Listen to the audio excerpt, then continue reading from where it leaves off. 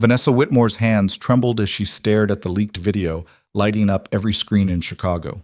Her own voice echoed back at her. "Beat me at chess and I'll marry you." The camera captured her arrogant laugh, the dismissive wave toward the janitor across the board, the absolute certainty she'd win. 20 minutes later, checkmate. The humiliation burned fresh even now, weeks after it happened.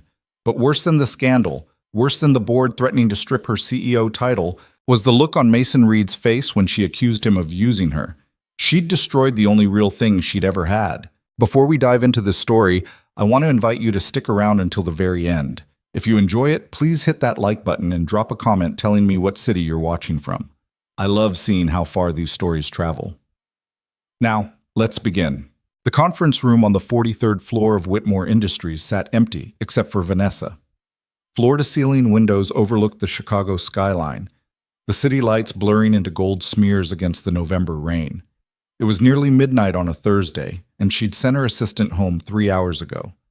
The marble chess set her father had given her sat on the long table, half the pieces scattered across the board in a game she'd been playing against herself for the past hour. She wasn't winning. Vanessa leaned back in the leather chair and rubbed her temples. 35 years old, billionaire CEO, profiled in Forbes twice, and here she was spending another night alone in an office that cost more to decorate than most people earned in a decade. The irony wasn't lost on her. She'd built an empire on the bones of her father's failing company, turned a regional embarrassment into a global powerhouse, and somehow ended up more isolated than she'd been at 22 when she'd inherited the mess. The door opened behind her. She didn't turn. "I told everyone to go home," she said, moving her queen into what was probably another trap she'd set for herself without realizing it. "Sorry, ma'am, just finishing up." The voice was quiet, respectful. She glanced over her shoulder and saw the night janitor. She'd seen him around but never really looked at him. Tall, maybe 30-something, wearing the gray uniform with the Whitmore Industries patch on the chest. Dark hair, tired eyes, pushing a cleaning cart toward the windows. Vanessa turned back to her game. "Take your time." The silence stretched out between them, broken only by the soft sound of him wiping down the glass. She studied the board, trying to figure out how she'd managed to put herself in such a terrible position. Her father had taught her chess when she was 6, said it would prepare her for business. Think 3 moves ahead, anticipate your opponent, control the center. She'd internalized those lessons so thoroughly they'd become her entire personality. "You're going to lose in 5 moves." She froze. The janitor had stopped cleaning and was standing a few feet away, looking at the board with mild interest. Vanessa felt her jaw tighten. "Excuse me?" "Your queen," he nodded toward the piece. "She's protecting too many things at once. If you move her there," he pointed without touching anything, "you'll lose your knight. If you move her anywhere else, checkmate in 5. For a moment, Vanessa just stared at him. Nobody corrected her. Not her executives, not her board members, certainly not the janitor. But when she looked back at the board, she saw he was right. The position was hopeless. "Who are you?" she asked. "Mason Reed, ma'am. I work nights." "I can see that. I mean, where did you learn to play?" He hesitated, like he was deciding how much to say. "I used to play competitively, long time ago." Something about his tone suggested long time ago had been painful. Vanessa's curiosity, always her greatest strength and worst weakness, flared up immediately. She gestured at the empty chair across from her. "Sit down." "Ma'am, I really should—" "Consider it an order from the CEO." She started resetting the pieces. "Unless you're scared." That got a reaction. Not much, just a slight twitch at the corner of his mouth. But enough. Mason glanced at the door, then at his cleaning cart, then at her. Finally, he pulled out the chair and sat down. Up close, Vanessa could see the lines around his eyes, the exhaustion carved into his face. This was a man who worked nights because he had to, not because he wanted to. "White or black?" she asked. "You choose." She took white. First move advantage. She played her standard opening, the one that had crushed every opponent at her country club, the one that made executives sweat during the friendly games she used to assess their strategic thinking. Mason responded immediately, no hesitation. Vanessa played faster, trying to pressure him. He kept pace without effort. Within 10 moves, she realized she was in serious trouble. Within 15, she knew she was going to lose. Within 20, her king was cornered, and she had nowhere left to run. Checkmate, Mason said quietly. Vanessa stared at the board in disbelief. Again. They played again. He beat her in 18 moves. They played a third time, 22 moves. The fourth game lasted longer only because he seemed to be letting her try different strategies, patiently dismantling each one like a teacher with a particularly stubborn student. By the fifth game, Vanessa was leaning forward, elbows on the table, completely focused. The office, the company, the spreadsheets waiting on her laptop, all of it had vanished. There was only the board, the pieces, and the quiet man across from her who was destroying her without a hint of gloating. When he checkmated her for the fifth time, she laughed. Actually laughed, something she couldn't remember doing in months. Okay, she said, sitting back. You're good, really good. Where did you play competitively? Mason's expression shuddered. Doesn't matter. That was a different life. Try me. He was quiet for a long moment. Then, I was ranked in the top 100 worldwide when I was 25. Got as high as 57th. They called me... He stopped himself. It doesn't matter what they called me. I left the circuit 7 years ago. Vanessa felt her eyebrows rise. Top 100 worldwide meant he'd been among the best players on the planet. Why would you walk away from that? Because chess doesn't pay hospital bills. His voice was flat, matter-of-fact. And my daughter needed a father who was present, not flying to tournaments in 6 different countries every month. The words hit Vanessa harder than she expected. She'd spent her entire adult life chasing the next deal, the next acquisition, the next victory. The idea of voluntarily stepping away from something you were brilliant at, something that defined you, because someone else needed you more, it was completely foreign to her. How old is your daughter? 7. Lily. His face softened when he said the name. She has severe asthma. Some days are better than others. Most days I'm just trying to keep her breathing steady and make sure she's happy. Vanessa didn't know what to say to that. She'd never thought about having children, never thought about much beyond the company, if she was being honest. Her longest relationship had lasted 9 months and ended when she'd forgotten their anniversary because of merger negotiations. So you work nights, she said slowly, because I can be home when she gets back from school. My mom watches her while I sleep, and when I'm here, it's not perfect, but it works. Mason started resetting the pieces, his movements careful and precise. Anyway, I should get back to work. Thanks for the games. Wait. Vanessa wasn't sure why she said it.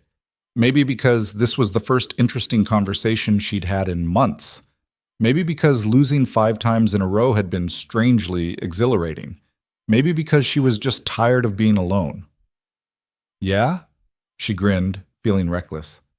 Let's make this interesting. 1 more game. If you win, I'll marry you. Mason blinked at her. I'm sorry, what? You heard me. Beat me 1 more time and I'll marry you. Consider it a CEO's promise. For the first time that night, he smiled. It was a small smile, slightly crooked, and it transformed his whole face. That's quite an offer, Ms. Whitmore. So? You scared now? No, ma'am. Just calculating whether I want to marry my boss. Ex-boss, Vanessa corrected. If you win, you definitely won't be cleaning offices anymore. They both knew she was joking. At least Vanessa thought they both knew. This was just banter, just 2 people being ridiculous at midnight in an empty office. Nothing serious, nothing that would come back to haunt her. Mason sat back down. All right, you're on. This game was different. Vanessa played with everything she had, calling on every strategy her father had taught her, every trick she'd learned in 3 decades of chess. For the first time that night, Mason had to think before moving. His responses came slower. The position stayed balanced for nearly 30 moves, the longest they'd played. But in the end, he found the weakness in her defense. The checkmate, when it came, was elegant and ruthless. I'll be expecting that proposal in writing, Mason said, standing up. His tone was light, playful. Should I check with HR about the paperwork? Vanessa laughed again. Get back to work, Reed. He nodded, grabbed his cleaning cart, and headed for the door. Before he left, he turned back. For what it's worth, you're better than you think. You just play scared, like you're afraid of what happens if you actually commit to an attack.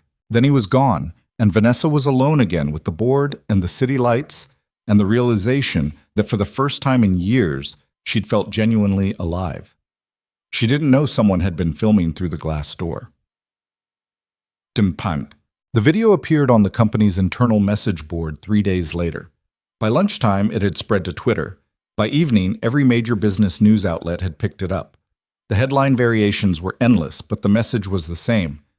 Billionaire CEO promises to marry janitor after losing chess match. Vanessa first saw it in a Monday morning board meeting.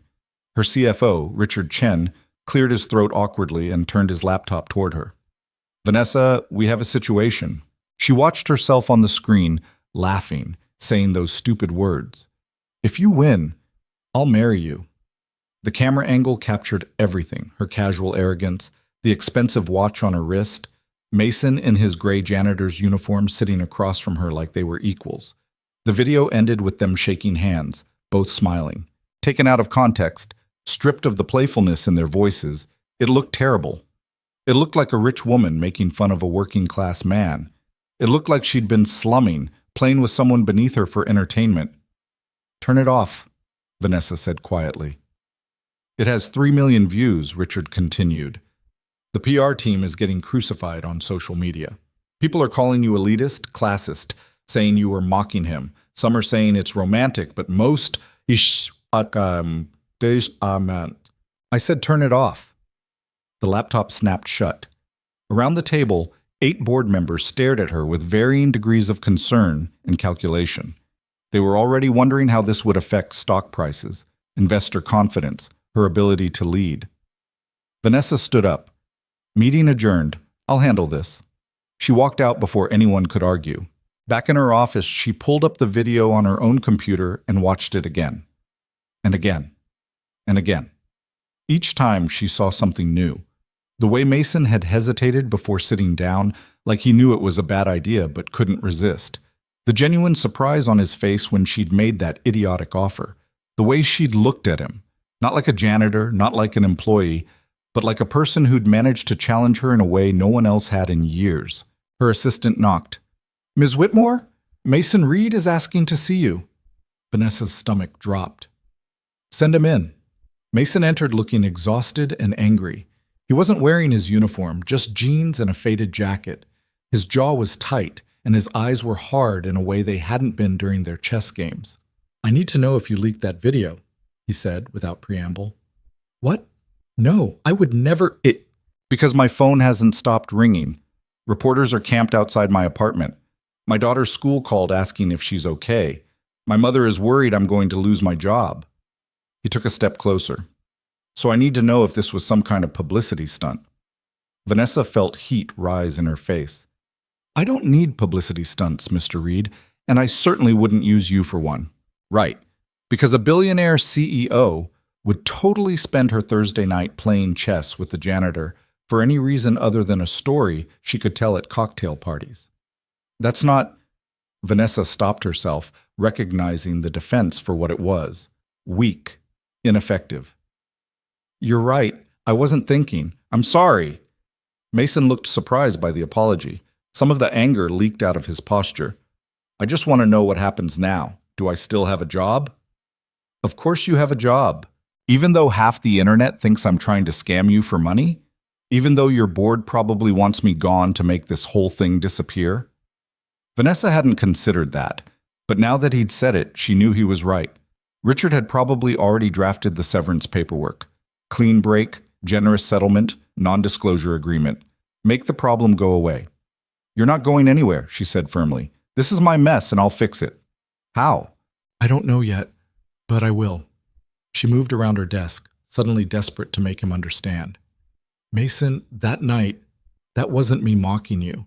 That was me actually enjoying myself for the first time in months. You beat me 6 times and I loved every second of it. Do you know how rare that is? He studied her face like he was trying to figure out if she was lying. Finally, he nodded. Okay, but maybe we should avoid playing chess together for a while. Probably a good idea.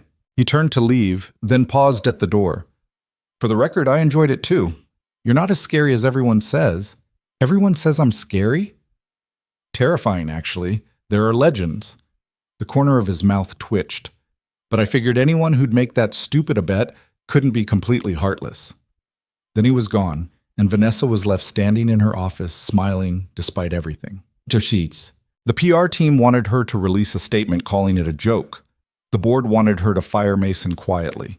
Richard suggested she take a leave of absence until things blew over. Vanessa ignored all of them. Instead, she did something she almost never did.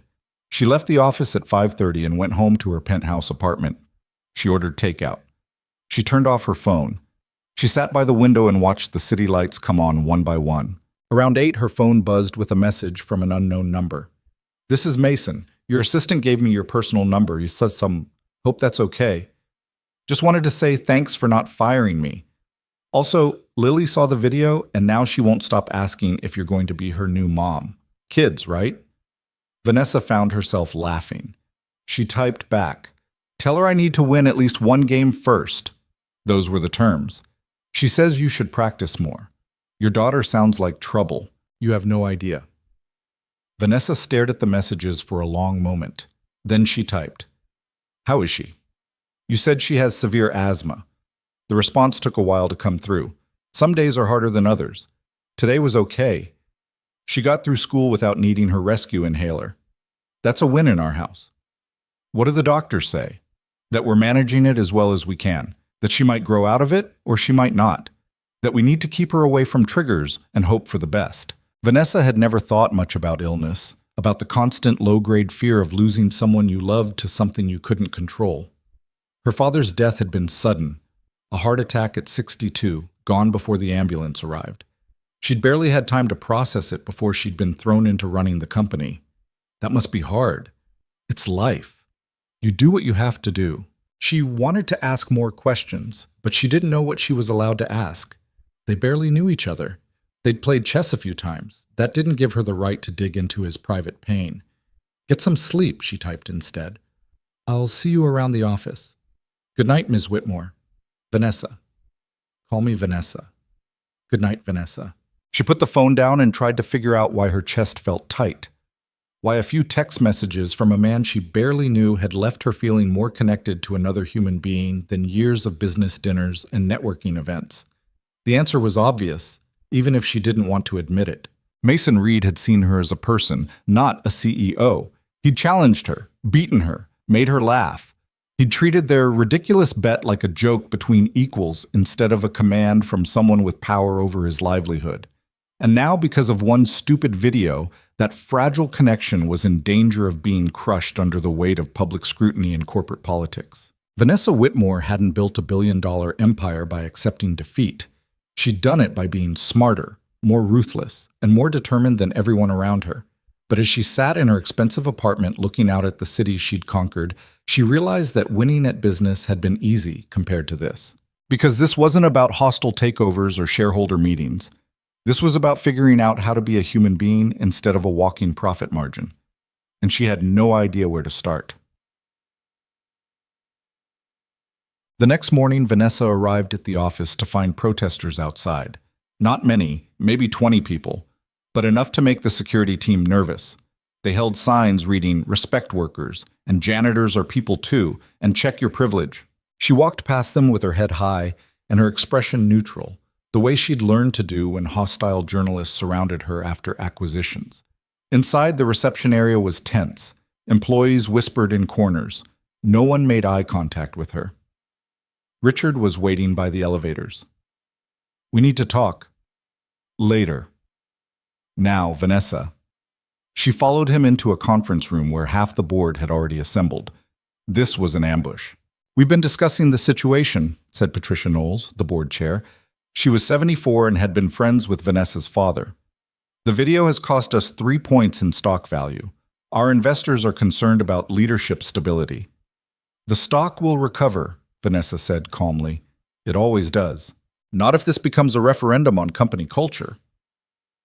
That was David Martinez, relatively new to the board and always looking for an angle. "People are digging into how we treat our workforce. They're finding complaints, lawsuits we've settled, turnover rates in service positions. So we fix those things. Or," Patricia said carefully, "you step back for a few months. Let Richard run day-to-day operations while you take some personal time. When things calm down, you come back and no one remembers this ever happened." Vanessa looked around the table. These people had worked with her for years. Some had fought alongside her to save the company. Others had joined after she'd made it successful, attracted by the stability and profit margins she'd created. None of them were looking at her with sympathy. They were looking at her like a problem to be solved. "No," she said simply. "Vanessa," I said, "no. This is my company. I saved it. I built it. And I'm not stepping aside because I played chess with an employee." "It's not about the chess," David said. "It's about judgment, about knowing when you're becoming a liability." Vanessa stood up. She felt something cold and hard settling into her chest, the same feeling she got right before closing a difficult deal. "Let me be very clear. I'm not resigning. I'm not taking leave. And if any of you try to remove me, I will make the fight so ugly and expensive that you'll wish you'd never brought it up. Are we understood?" Patricia sighed. "Vanessa, we're trying to help you." "Then help me by doing your jobs and letting me do mine." She walked out before anyone could respond. Her hands were shaking by the time she reached her office, but she didn't let herself stop moving.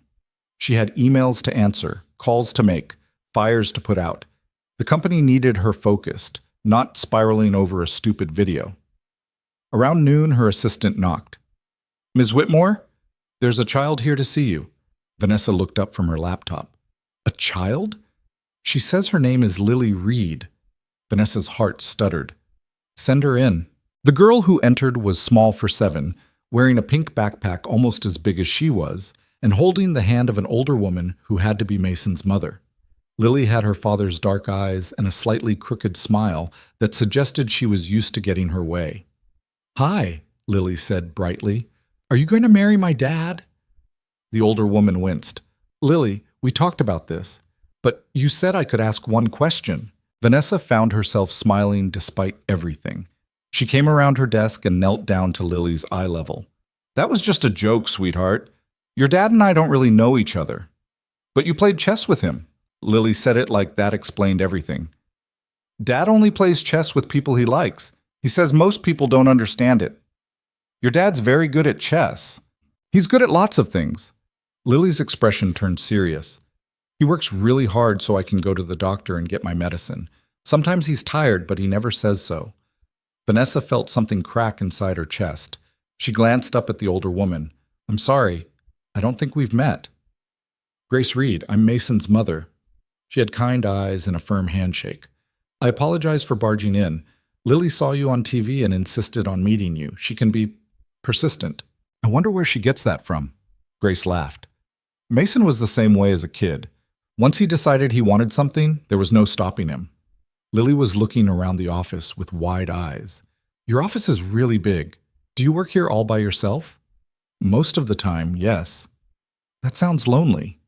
The observation was so direct, so innocent, that Vanessa didn't know how to respond. Out of the mouths of children came uncomfortable truths. "Sometimes it is," she admitted. "You should come have dinner with us," Lily announced. "Dad makes really good spaghetti. Well, it's okay spaghetti, but he tries really hard and that's what matters, right?" Grace put a hand on her granddaughter's shoulder. "Lily, Ms. Whitmore is very busy." "Actually," Vanessa heard herself say, "dinner sounds nice." Grace looked surprised.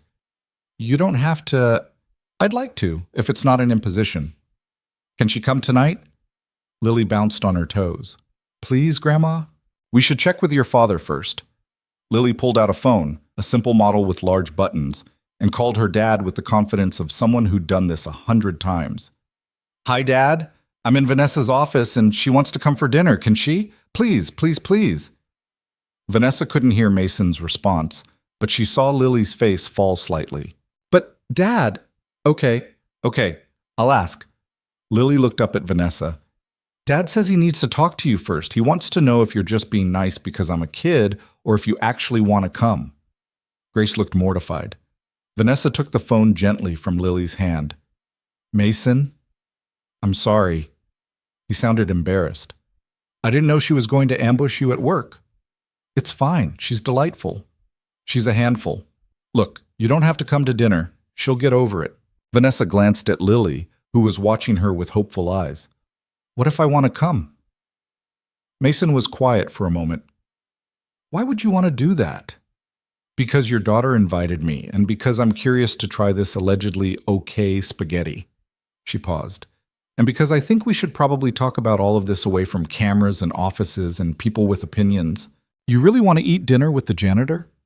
His tone was light, but there was an edge underneath, a challenge.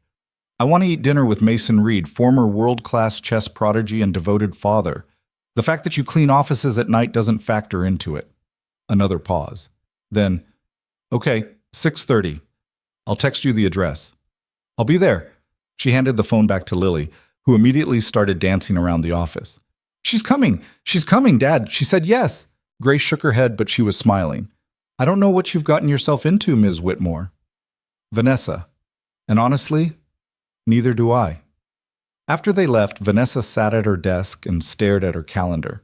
She had a dinner meeting with investors at 7, drinks with the head of acquisitions at 8:30, and a call with their Tokyo office at 10. She started canceling them one by one, watching her assistant's chat messages grow increasingly concerned. At 6:15, she left the office. The protesters had gone home. The building was quiet. She took her own car, a black Mercedes she almost never drove herself, and plugged Mason's address into the navigation system. The route took her out of the financial district, through neighborhoods that got progressively less polished, until she pulled up in front of a modest apartment building in a working-class area she'd never had reason to visit before. The building was old but well-maintained, with a small playground out front where a few kids were playing in the evening light. Vanessa sat in the car for a moment, suddenly terrified. What was she doing? She didn't do casual dinners. She didn't visit employees' homes. She certainly didn't develop personal relationships with people who worked for her company. But Mason didn't feel like an employee. He felt like a mystery she needed to solve, a puzzle she couldn't quite crack. And if there was one thing Vanessa Whitmore couldn't resist, it was a challenge. She got out of the car and walked up to the 3rd floor, following the apartment numbers until she found 3C. Before she could knock, the door flew open and Lily grabbed her hand. You came! I told Dad you would, but he didn't believe me. Lily, let her breathe. Mason appeared behind his daughter, wearing jeans and a plain t-shirt, his hair still damp from a shower. He looked younger than he did in his work uniform, more relaxed despite the obvious tension in his shoulders. Come in. Sorry about the mess. The apartment was small, living room, kitchen, and what looked like 2 tiny bedrooms branching off a short hallway, but it was clean and cheerful. Photos covered the walls. Lily as a baby, Lily's first day of school, Lily blowing out birthday candles.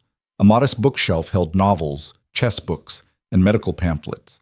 The furniture was old but comfortable. It was nothing like Vanessa's sterile penthouse. It felt like a home. Wine? Mason offered. Or I have beer, or... Wine is fine. He poured her a glass of red while Lily showed her around the apartment with tour guide enthusiasm. That's my room. I have a nebulizer by my bed in case I have an attack at night. And that's Dad's room. He doesn't let me jump on his bed anymore because I broke it once. And that's the bathroom. We only have one, so sometimes there's a line. Mason handed Vanessa the wine with an apologetic look. She's been practicing this speech all afternoon. It's perfect, Vanessa said honestly. Dinner was indeed okay spaghetti, slightly overcooked noodles and sauce from a jar, but Lily chattered throughout the meal, asking Vanessa 100 questions about her job, her office, whether she had any pets, why she didn't have kids, whether she knew how to play video games, and if she'd ever been to Disneyland. Mason kept trying to rein her in, but Vanessa waved him off. She was fascinated by the way Lily's mind worked, jumping from topic to topic with the fearless curiosity of childhood. After dinner, Grace excused herself to go home, kissing Lily on the head and giving Mason a meaningful look that clearly said, "Be careful." Mason started washing dishes while Lily pulled out a battered chessboard and set it up on the coffee table. "Play with me," she demanded. "I'm not very good," Vanessa warned. "That's okay. I'm teaching Dad my new rules. He says they're cheating, but I say they're creative interpretation." Vanessa laughed and sat down on the floor across from her. Lily's version of chess involved pieces that could move in whatever direction she deemed appropriate at the moment, a rule where you could take back moves if you really needed to, and a special square in the middle of the board that gave you magic powers. It was chaotic and made no sense, and Vanessa loved every second of it. Mason finished the dishes and joined them, sitting next to Vanessa and offering quiet commentary on Lily's increasingly absurd rule changes. His presence was warm and solid beside her, and Vanessa found herself hyper-aware of the few inches between them. Around 8:30, Lily started coughing. It began as a small tickle, but within seconds she was struggling to breathe, her chest heaving with the effort. Mason was on his feet instantly, grabbing an inhaler from a drawer and kneeling beside his daughter. "Easy, baby. You know the drill. Deep breath in. Hold it. Good girl." Vanessa watched, frozen, as Lily used the inhaler and slowly, agonizingly, her breathing returned to normal. The whole episode lasted maybe 3 minutes, but it felt like hours. "Sorry," Lily wheezed. "I got too excited." "Nothing to be sorry for." Mason's voice was steady, but Vanessa could see the fear in his eyes. This was his normal. This constant vigilance, this knowledge that any moment could turn dangerous. "Time for your nebulizer in bed." "But Vanessa just got here." "Vanessa will come back another time, right?" He looked at her, and there was something vulnerable in his expression, a question that went beyond dinner plans. "Right," Vanessa said firmly. "I promise." She stayed while Mason got Lily ready for bed, listening to their routine through the open door. Medicine first, then teeth, then 3 stories. Lily was a tough negotiator, then songs. Then finally, reluctantly, Lily's breathing settled into the deep rhythm of sleep. Mason came back out looking exhausted. He collapsed on the couch beside Vanessa and ran his hands through his hair. "This is why I quit chess," he said quietly.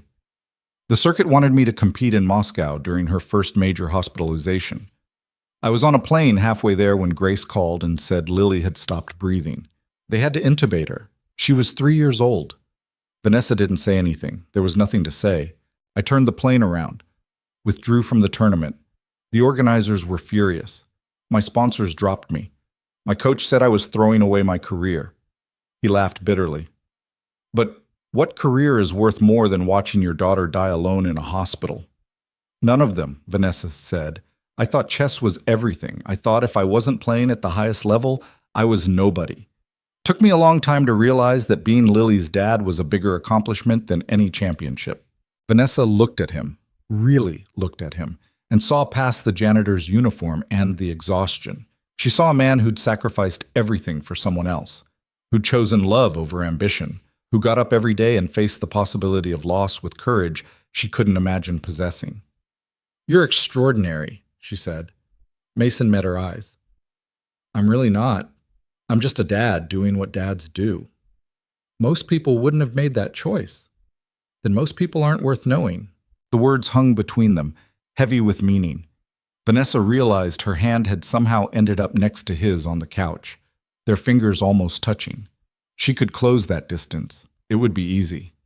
But Mason pulled away first, standing up and moving to the window. "You should probably go. It's getting late." Vanessa stood, disappointment mixing with relief. "Thank you for dinner. Thank you for coming, and for not, making this weird."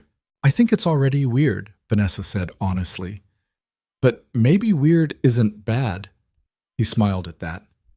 "Lily will want you to come back." "Just Lily?" The question slipped out before she could stop it. Mason looked at her for a long moment, his expression unreadable. "Good night, Vanessa." "Good night, Mason."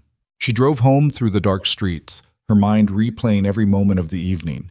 The awful spaghetti, the magic chess, Lily's laughter, Mason's hands, gentle and sure as he helped his daughter breathe, the photos on the walls, the small, cramped, beautiful life they'd built together. By the time she reached her penthouse, Vanessa knew 3 things with absolute certainty. 1, she was developing feelings for Mason Reed that went way beyond fascination. 2, those feelings were dangerous for both of them, given the power imbalance and the media circus already surrounding them. 3, she was going to pursue them anyway, because for the first time in her entire life, she'd found something, someone, that mattered more than winning. And Vanessa Whitmore never walked away from something that mattered, even if it scared the hell out of her. The following weeks developed a rhythm Vanessa hadn't known she was missing. She started leaving the office earlier, not every night, but enough that Richard stopped looking surprised when she packed up at 6. She'd drive across town to that modest apartment building, sometimes bringing takeout, sometimes showing up empty-handed just to sit on the floor and play Lily's chaotic version of chess. Mason never asked why she kept coming back. Maybe he understood that she didn't have a good answer, or maybe he was just as confused by this thing growing between them as she was. 3 weeks after that first dinner, Vanessa found herself in their apartment on a Friday night, helping Lily with a school project about family trees. The assignment required photos and stories about relatives, and Lily had insisted Vanessa needed to be included. "But I'm not family," Vanessa had protested. "Yet," Lily said matter-of-factly, as if marriage were an inevitable conclusion rather than a joke that had gotten wildly out of hand. Mason was working his night shift, so it was just the three of them, Vanessa, Lily, and Grace, who was knitting in the corner and watching their interaction with poorly concealed amusement.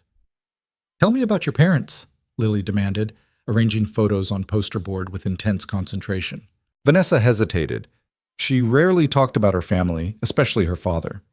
"My dad built Whitmore Industries from almost nothing. He was brilliant, but difficult, demanding. He expected perfection from everyone, especially me." "Did he love you?" The question was so direct it knocked the air from Vanessa's lungs. "I think so.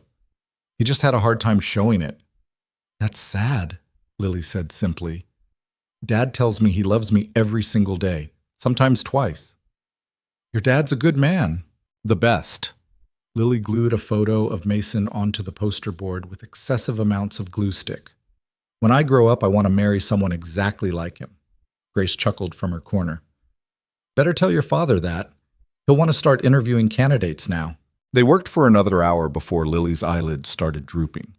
Vanessa helped Grace get her ready for bed, learning the precise routine. Nebulizer first, then inhaler, then the special breathing exercises Mason had taught her. It was complicated and nerve-wracking, and Vanessa marveled at how Grace and Mason did this every single night without complaint. After Lily fell asleep, Grace made tea and the two of them sat at the small kitchen table. The apartment felt different at night, quieter and more intimate.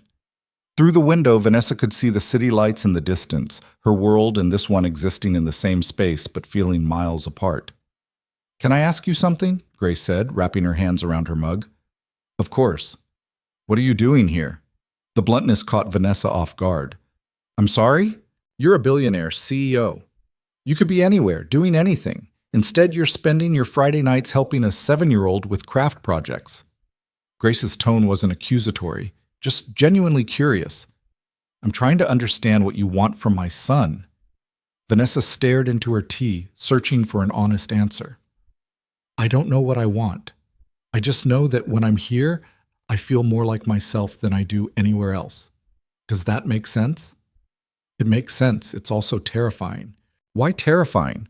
Grace set down her mug. "Because Mason's been through enough.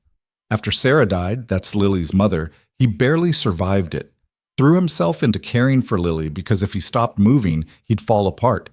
It took him years to even smile again." She met Vanessa's eyes. "He's happy now. He's found peace. And I'm afraid you're going to disrupt that." "I would never hurt him." "Not intentionally, maybe. But your worlds are very different. Eventually, you'll get bored of playing house in our little apartment. You'll remember you have board meetings and galas and a life that doesn't include spaghetti dinners with a janitor and his sick kid." Grace's voice was gentle but firm. "When that happens, Mason will understand. But Lily won't. She's already talking about you like you're part of the family." The words hit Vanessa harder than any business criticism ever had. Because Grace was right. What was she doing? She'd been so caught up in the novelty of this connection, the thrill of feeling something real, that she hadn't considered the consequences. Lily was 7 years old and already dealing with a chronic illness that could kill her. She didn't need the added trauma of an adult who drifted in and out of her life on a whim. "I care about them," Vanessa said quietly. "Both of them. I know it's fast and probably crazy, but I do. Caring isn't enough. My son needs someone who's willing to stay when things get hard. And trust me, things get hard. There are hospital visits at 3 in the morning. There are days when Lily can't breathe and we all panic. There are medical bills that never stop coming, no matter how many extra shifts Mason picks up."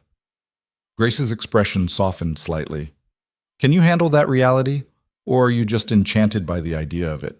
Vanessa didn't have an answer. She'd never been tested like that before.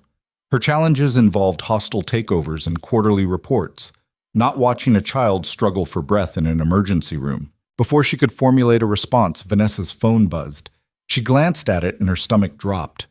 Richard's name flashed on the screen, followed by a text that made her blood run cold. Board meeting moved to Monday morning. They're calling for a vote of no confidence. You need to get ahead of this. Grace must have seen something in her face. Everything okay?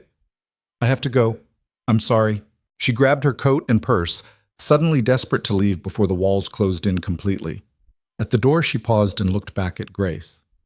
For what it's worth, I'm not enchanted by an idea. I'm enchanted by who they are. I just don't know if that's enough. Neither do I, Grace said. But I hope you figure it out before someone gets hurt.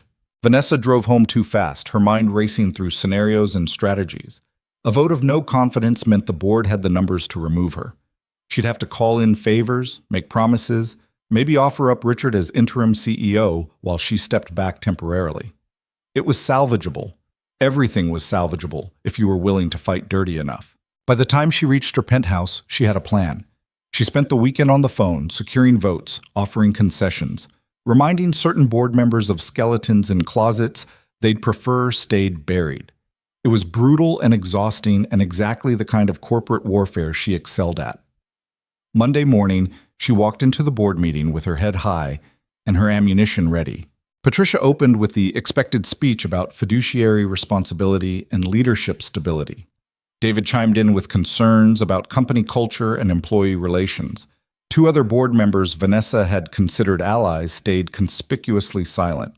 Then Richard, her CFO, her supposed friend, cleared his throat. I think we need to consider what's best for the company long term, he said, not meeting her eyes. Vanessa has done incredible work, but perhaps it's time for a transition. I've prepared a proposal for... Let me stop you right there. Vanessa's voice was cold and sharp. She opened her laptop and projected a presentation onto the screen. Since we're talking about what's best for the company, let's review some numbers. She walked them through 5 years of growth under her leadership. Revenue increases, market share gains, successful acquisitions that her critics had called reckless, but that had paid off spectacularly. She showed them competitor analysis, demonstrating how Whitmore Industries had outperformed every rival in their sector. Then she pulled up social media analytics from the past 3 weeks. That video you're also worried about? It's been viewed 50 million times. Our brand recognition has increased 30%. We've had more organic press coverage in the last month than in the previous year combined. And while some of it's negative, most people find the story charming. She clicked to the next slide. 68% of respondents in our latest consumer survey said the video made them view our company more favorably. They like the idea of a CEO who doesn't take herself too seriously. Patricia frowned. That's all well and good, but I'm not finished. I've also been investigating our employment practices, as some of you suggested. Vanessa's smile was razor sharp. Turns out we have a problem. Our service workers are underpaid, overworked, and dealing with inadequate health insurance. Some have been here for decades without meaningful raises. Several are working second jobs just to make ends meet. Richard shifted uncomfortably. Vanessa, we've discussed this. The margins in that sector are fine. We can afford to do better. In fact, I've drafted a proposal to increase wages for all service positions by 20%, improve health coverage, and create a scholarship fund for employees' children. It'll cost us roughly $3 million annually, which is less than we spent on executive bonuses last year. You can't just unilaterally decide, David started. I'm not deciding anything. I'm putting it to a vote. But here's the thing. Vanessa leaned forward, letting her gaze sweep across every face at the table. If you vote to remove me, this proposal dies. You can go back to business as usual, squeezing every penny out of the people who keep this building running. But that video isn't going anywhere. People are watching us now. And if I'm removed right after exposing our poor treatment of workers, what do you think that looks like? The silence was deafening. On the other hand, Vanessa continued, if you support both me and this proposal, we become the company that actually cares about its employees. We get to write the narrative. We turn a potential PR disaster into a story about positive change. She closed her laptop. Your choice. Patricia looked at the others, then back at Vanessa. You've backed us into a corner. I learned from the best. My father taught me that in business, you either control the narrative or it controls you. And the janitor? David asked. What's your plan there? That's personal and none of your business. It becomes our business when it affects the company. Then let me be crystal clear. Vanessa stood up, placing her hands flat on the table. Mason Reed is an employee who beat me at chess. I made a joke that got taken out of context. If any of you have a problem with me spending time with him outside of work, I'd love to hear your legal reasoning for why that's grounds for removal. Last I checked, there's no company policy against CEOs having friends. Friends, David repeated skeptically. Yes, friends. Is that so hard to believe?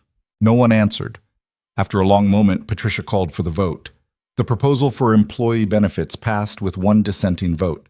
David, predictably. The vote of no confidence failed to even get a second. Vanessa had won. But as she walked back to her office, the victory felt hollow. She'd saved her position by playing the same manipulative games that had isolated her in the first place. She'd threatened people, leveraged their weaknesses, forced them into a corner. It had worked, but at what cost? Her phone buzzed. A text from Mason. Lily wants to know if you're coming over tonight. No pressure. Oh. Vanessa stared at the message. She should be celebrating. She should be calling her team together and planning the rollout of the new benefits program. Instead, all she wanted was to sit on a worn couch in a cramped apartment and watch a 7-year-old cheat at chess. I'll be there at 6, she typed back. Everything okay? She thought about Grace's question. What did she want from Mason? She thought about the board meeting, the strategic maneuvering, the cold calculation that had become second nature. She thought about Lily asking if her father had loved her, and not being sure of the answer. Just a rough day. Looking forward to seeing you guys. We'll make it better. Lily's making you a card. Vanessa smiled despite herself. Tell her I can't wait to see it. She got through the rest of the day on autopilot, signing documents and fielding calls without really processing any of it. At 5:30, she left the office and drove across town, leaving behind the glass towers and heading toward the neighborhood that had started to feel more like home than her own apartment. When she knocked on Mason's door, Lily answered wearing a paper crown and holding a hand-drawn card that read, "You're the best almost stepmom ever," in crayon. "I made you queen for the day," Lily announced. "That means you get extra dessert and you don't have to do dishes." Vanessa felt tears prick her eyes. "Thank you, sweetheart. This is perfect." Mason appeared behind his daughter, wearing an apron that said, "Kiss the cook," that was clearly a gag gift. His hair was messy, and he had flour on his cheek, and Vanessa wanted to kiss him so badly it physically hurt. "Rough day?" he asked softly. "Something like that." "Well, you're just in time. Lily and I are attempting homemade pizza. I say attempting because last time we set off the smoke alarm." "It was only a little fire," Lily protested. "It was definitely more than a little fire." They moved into the kitchen where pizza dough was spread across the counter, along with various toppings in mismatched bowls. Mason handed Vanessa an apron and showed her how to stretch the dough, while Lily narrated their techniques with the confidence of a cooking show host. "The secret is to not think too hard," Mason said, his hands moving over the dough with practiced ease. "You overthink it, you tense up, and the whole thing tears." Is that a pizza metaphor or a life metaphor? Can it be both? They worked together in comfortable silence, occasionally bumping into each other in the small kitchen. Every accidental touch felt electric. Vanessa was hyper-aware of Mason's presence beside her, the warmth of his shoulder against hers, the way his fingers brushed her hand when he passed her the sauce. Lily chattered about her day at school, about a boy named Tyler who'd been mean to her friend, about a science project on volcanoes that she was convinced she could improve with real lava. Mason listened with the kind of attention Vanessa had rarely given anyone, asking follow-up questions and offering gentle guidance when Lily's ideas veered into dangerous territory. This was what Grace had meant about reality. This was the everyday grind of parenting, homework and dinner, and negotiations over bedtime. It wasn't glamorous, it was exhausting, repetitive, and occasionally frustrating. But watching Mason navigate it with patience and humor, Vanessa understood why he'd given up chess. This was harder. This required skills no tournament could teach. The pizza came out slightly burned on one side and perfect on the other. They ate it at the coffee table because the kitchen table was still covered in Lily's school projects. Lily demanded they each share the best part of their day, a tradition Mason explained they'd started after Sarah died. "My best part was making the crown for Vanessa," Lily said through a mouthful of pizza. "What was yours, Dad?" "Coming home and finding you hadn't burned down the apartment."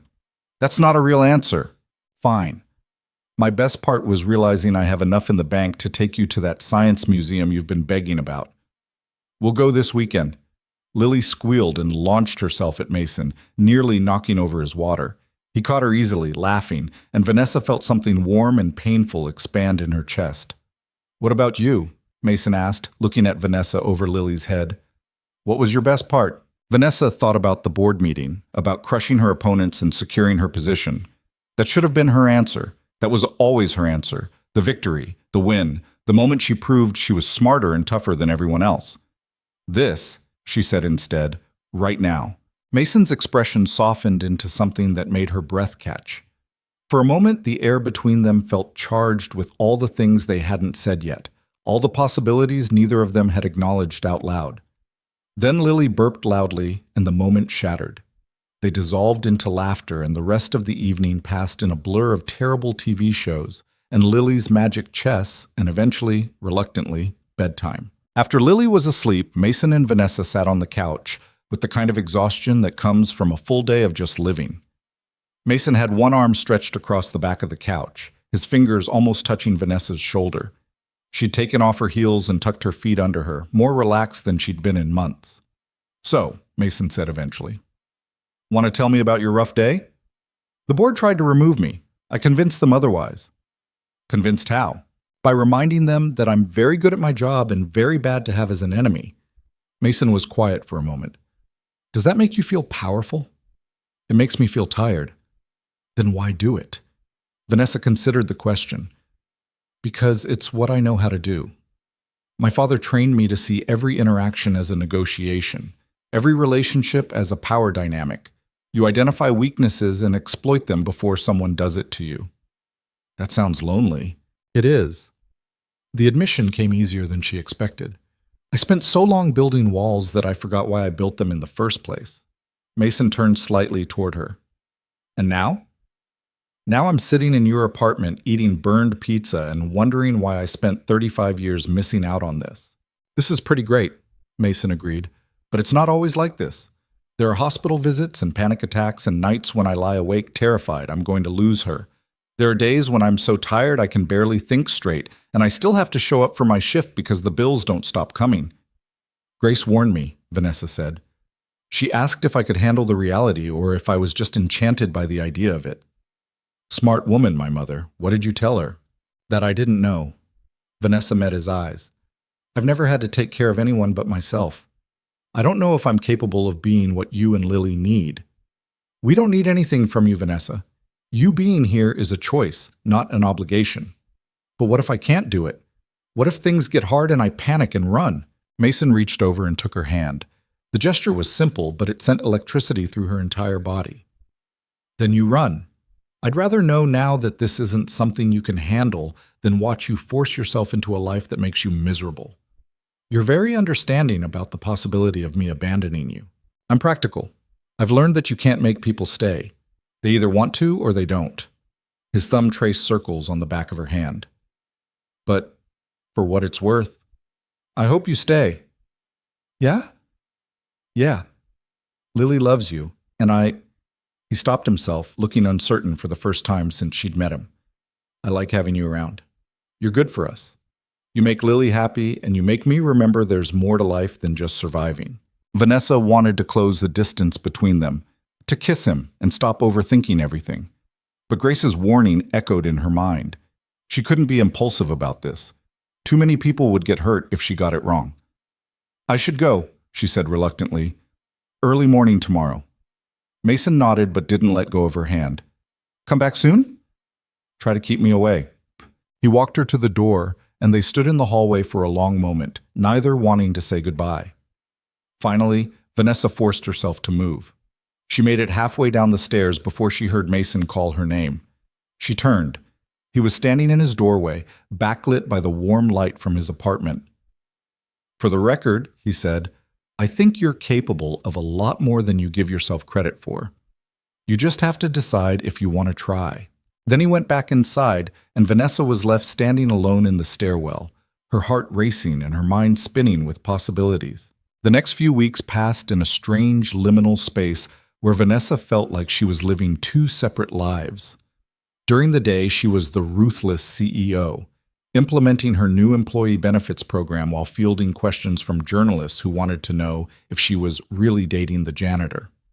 At night, she was just Vanessa, sitting on a worn couch and learning how to be part of something bigger than herself. She started spending most evenings at Mason's apartment. Some nights she'd arrive before he left for his shift, and they'd have an hour together while Grace watched Lily. Other nights she'd stay late and be there when he got home at dawn, having fallen asleep on his couch while helping Lily with homework. It was messy and unplanned, and nothing like the structured life she'd built for herself. It was also the happiest she'd ever been. But the media attention wasn't dying down. If anything, it was getting worse. Photographers started camping outside Mason's building. Tabloids ran stories speculating about their relationship, some painting it as a romance, and others suggesting Vanessa was exploiting Mason for publicity. The company's social media accounts were flooded with opinions, both supportive and vicious. Through it all, Mason remained quietly steady.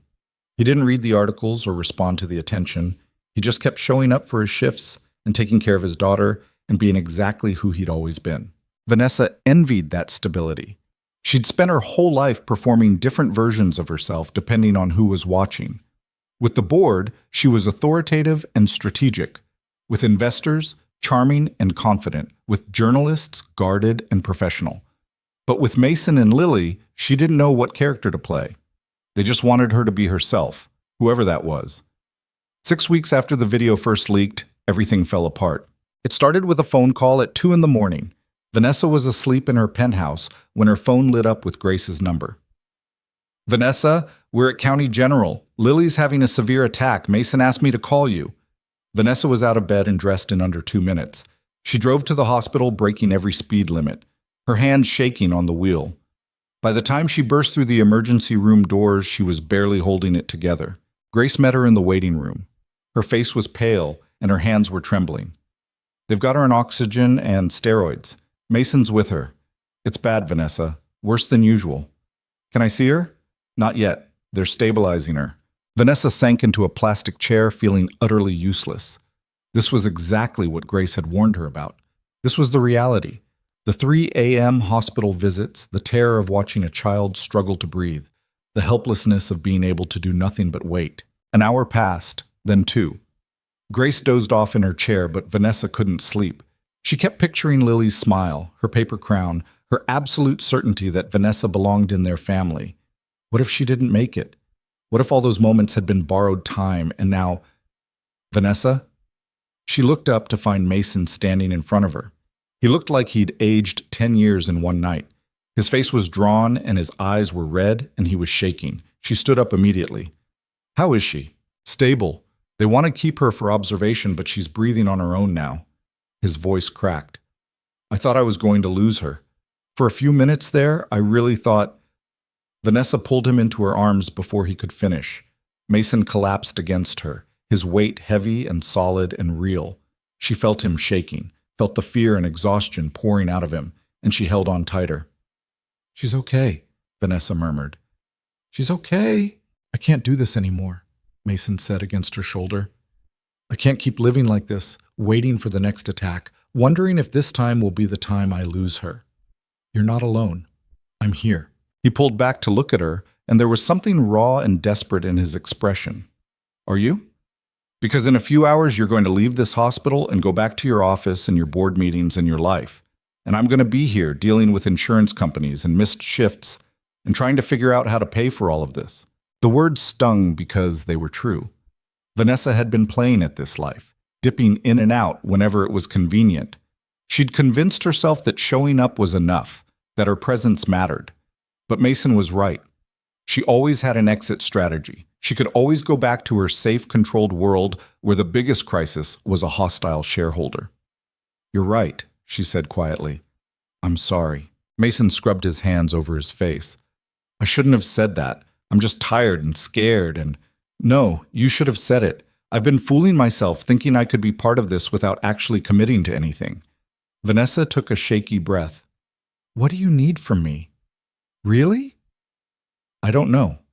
I just know that I can't do this halfway anymore. Either you're in this with us or you're not." Before Vanessa could respond, a nurse appeared.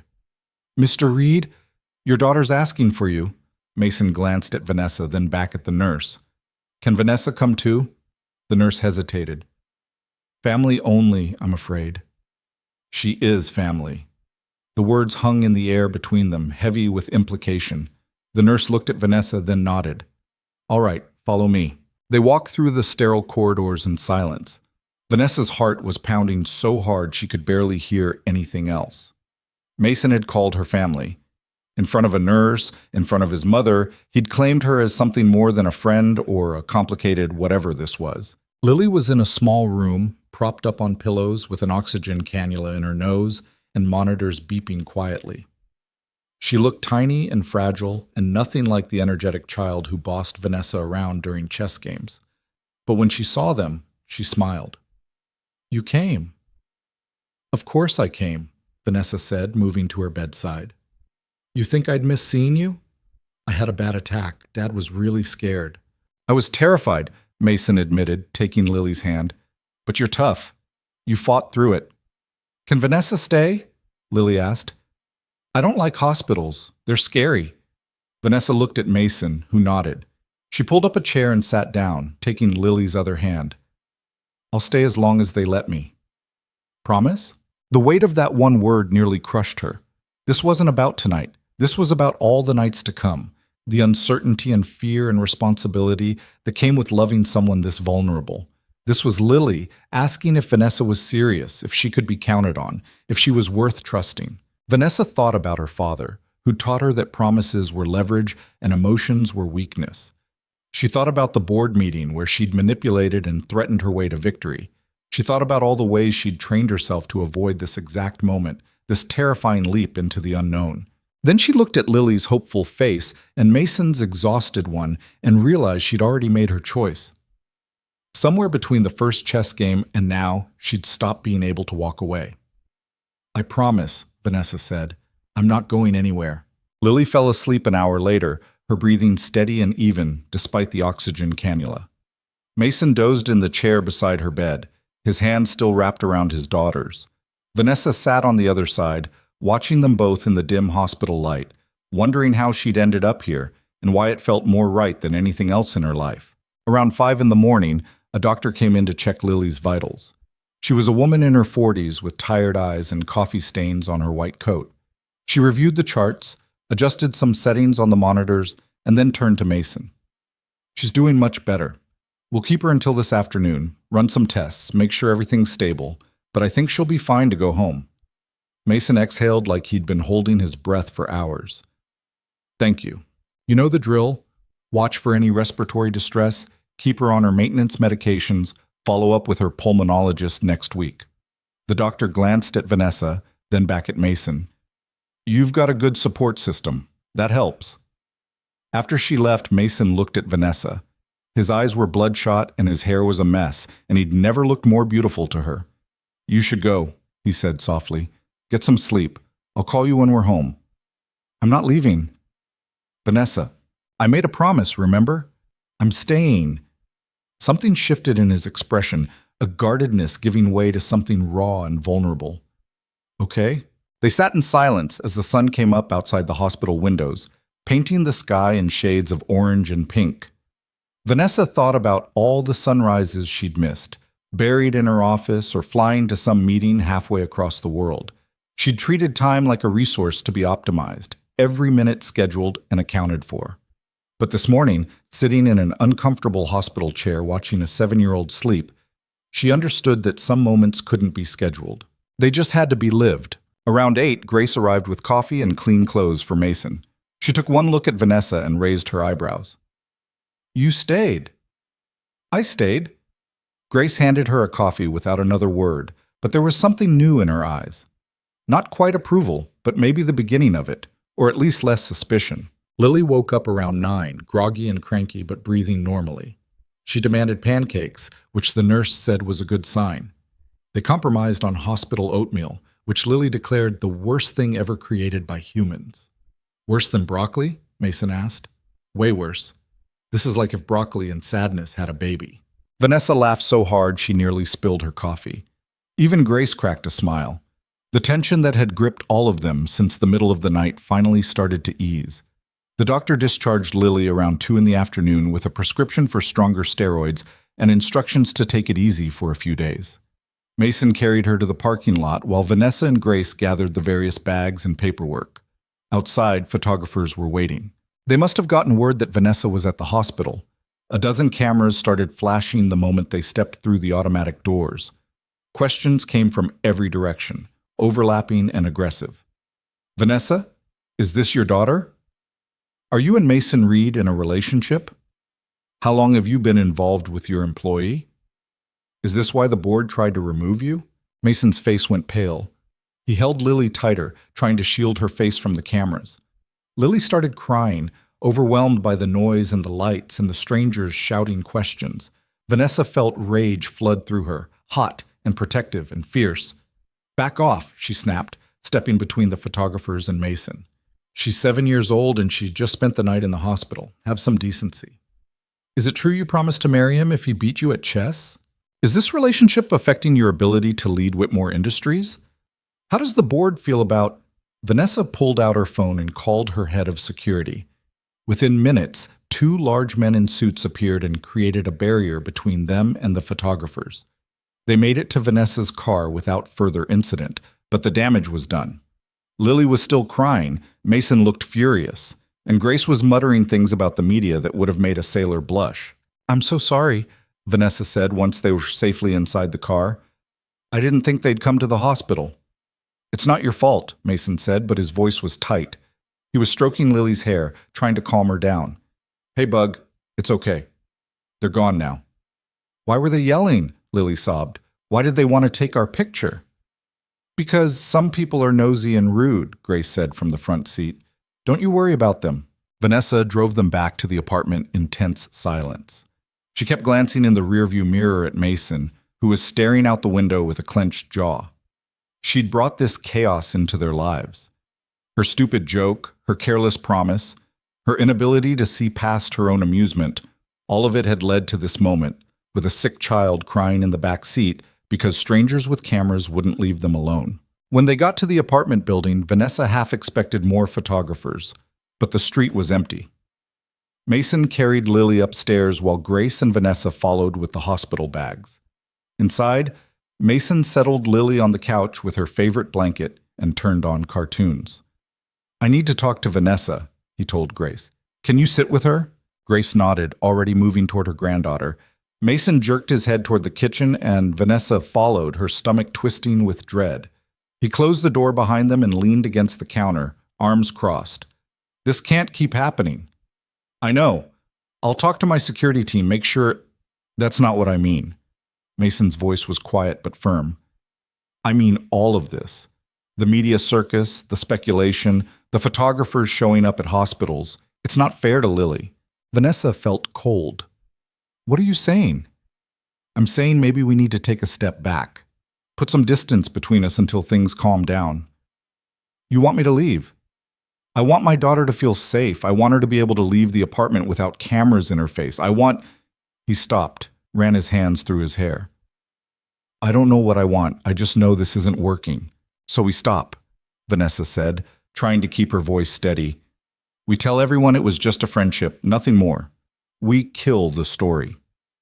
"And then what? You go back to your life and we go back to ours and we pretend the last 2 months didn't happen? If that's what you need." Mason looked at her for a long moment. "Is that what you want?" Vanessa thought about lying. It would be easier, cleaner. She could walk away with her dignity intact, protect herself from the vulnerability that terrified her.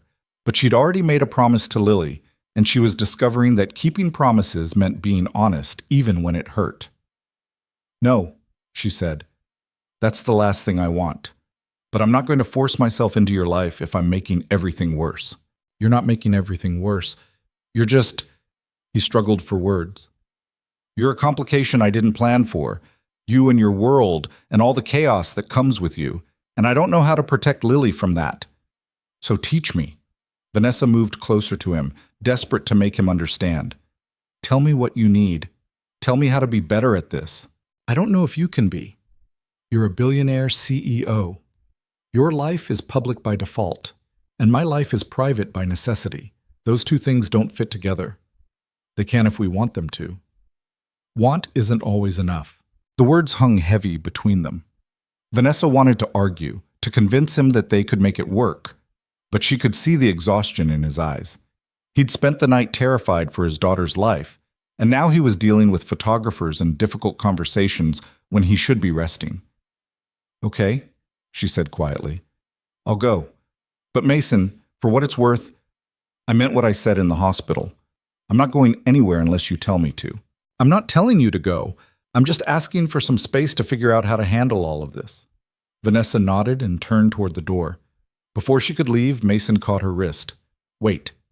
She looked back at him. His expression was conflicted, torn between self-preservation and something else she couldn't quite read. "I don't want you to go," he said. "I want you to stay and watch movies with Lily and eat terrible takeout and pretend none of this other stuff exists. But I can't do that. I have to think about what's best for her, even if it's not what I want." "What do you want?" Mason pulled her closer, and suddenly they were inches apart, close enough that she could feel the warmth radiating off him. "You. I want you. I've wanted you since that first night when you laughed after I beat you at chess. But wanting something doesn't mean it's good for you." Vanessa's breath caught. Before she could second-guess herself, she closed the distance and kissed him. For a moment, Mason froze. Then he was kissing her back, his hands coming up to cup her face, and everything else disappeared. The hospital, the photographers, the fear and uncertainty, all of it burned away in the heat of this one perfect moment. When they finally broke apart, both breathing hard, Mason rested his forehead against hers. "That was a bad idea," he whispered. "Terrible idea," Vanessa agreed. "We should definitely not do that again." "Absolutely not." They kissed again anyway, this time slower, deeper. Vanessa felt like she was falling and flying at the same time, terrified and exhilarated. When they finally separated, Mason looked dazed. "We still need space," he said, but he didn't sound convinced anymore. "Okay. How much space?" "I don't know. A few days? A week? I need to make sure Lily's okay and figure out how to handle the media stuff without putting her in the spotlight." Vanessa nodded, trying to ignore the ache in her chest. "I understand. Take whatever time you need." She forced herself to walk out of the kitchen, to say goodbye to Grace and Lily, to leave the apartment even though every instinct screamed at her to stay. In the car, she sat for a long moment with her hands on the steering wheel, trying to process everything that had happened in the last 12 hours. Then her phone rang. "Richard, where have you been?" he demanded. "I've been trying to reach you all morning. I was at the hospital. What's wrong?" "What's wrong is that there are photos of you leaving County General with Mason Reed and his daughter all over the internet. The board is losing their minds. David is calling for another emergency meeting." Vanessa closed her eyes. Of course he was. "Tell them I'll be there in an hour." "Vanessa, they want your resignation this time. They're not messing around." "Neither am I. Set up the meeting." She hung up and drove back to the office, her mind already shifting into combat mode. She'd spent the morning being vulnerable and human, but now it was time to be the CEO again. Time to put on armor and fight. The board meeting was every bit as hostile as she'd expected. David led the charge, presenting a slide deck full of negative press coverage and social media commentary. Patricia looked sympathetic but resolved. Even Richard seemed uncertain about defending her. "This has gone too far," David said. "You're not just affecting the company's reputation anymore. You're becoming a liability. The smart move is to step down gracefully, let Richard take over for 6 months, and then we can reassess." "I'm not stepping down," Vanessa said calmly. "Then we'll vote to remove you." "Go ahead. You'll need a supermajority, and last I checked, you don't have the votes." David smiled. It was not a nice smile. "Actually, things have changed since our last meeting. I've been in touch with our major shareholders. They're concerned about leadership stability. If I call for a vote right now, you'd lose." Vanessa looked around the table, reading faces, doing quick calculations. He was right. The momentum had shifted. Too much controversy, too much distraction. Even her allies looked like they were ready to cut their losses. "Fine," she said. "Call the vote." "Vanessa, wait," Patricia started. "No, let's do this now. Get it over with." The vote was swift and brutal. 7 in favor of removal, 3 opposed. Just like that, Vanessa Whitmore was no longer CEO of the company she'd saved and rebuilt. She stood up, gathered her things, and walked toward the door with her head high. At the threshold, she turned back. "I hope you're all proud of yourselves," she said quietly. "You just fired someone for having the audacity to care about another human being. That's the precedent you're setting. That's the message you're sending to every employee in this building. Keep your personal life separate, don't get attached, and definitely don't fall in love with anyone who doesn't fit our idea of appropriate." "This isn't about love," David said. "It's about judgment." "You're right. It is about judgment, and yours is terrible." She walked out, and this time she didn't look back. Her office was still technically hers until the end of the day, so she packed up her personal items in a daze. Photos of her father, the marble chess set, awards and certificates that suddenly felt meaningless. Her assistant came in crying, and Vanessa had to comfort her even though she could barely hold herself together. By 5 o'clock, she was done. She took one last look at the office that had been her sanctuary and her prison for so many years, then walked out. The security guard at the front desk looked uncomfortable as he collected her badge. "I'm sorry, Ms. Whitmore." "It's fine, Frank. Not your fault." Outside, the November air was cold and sharp.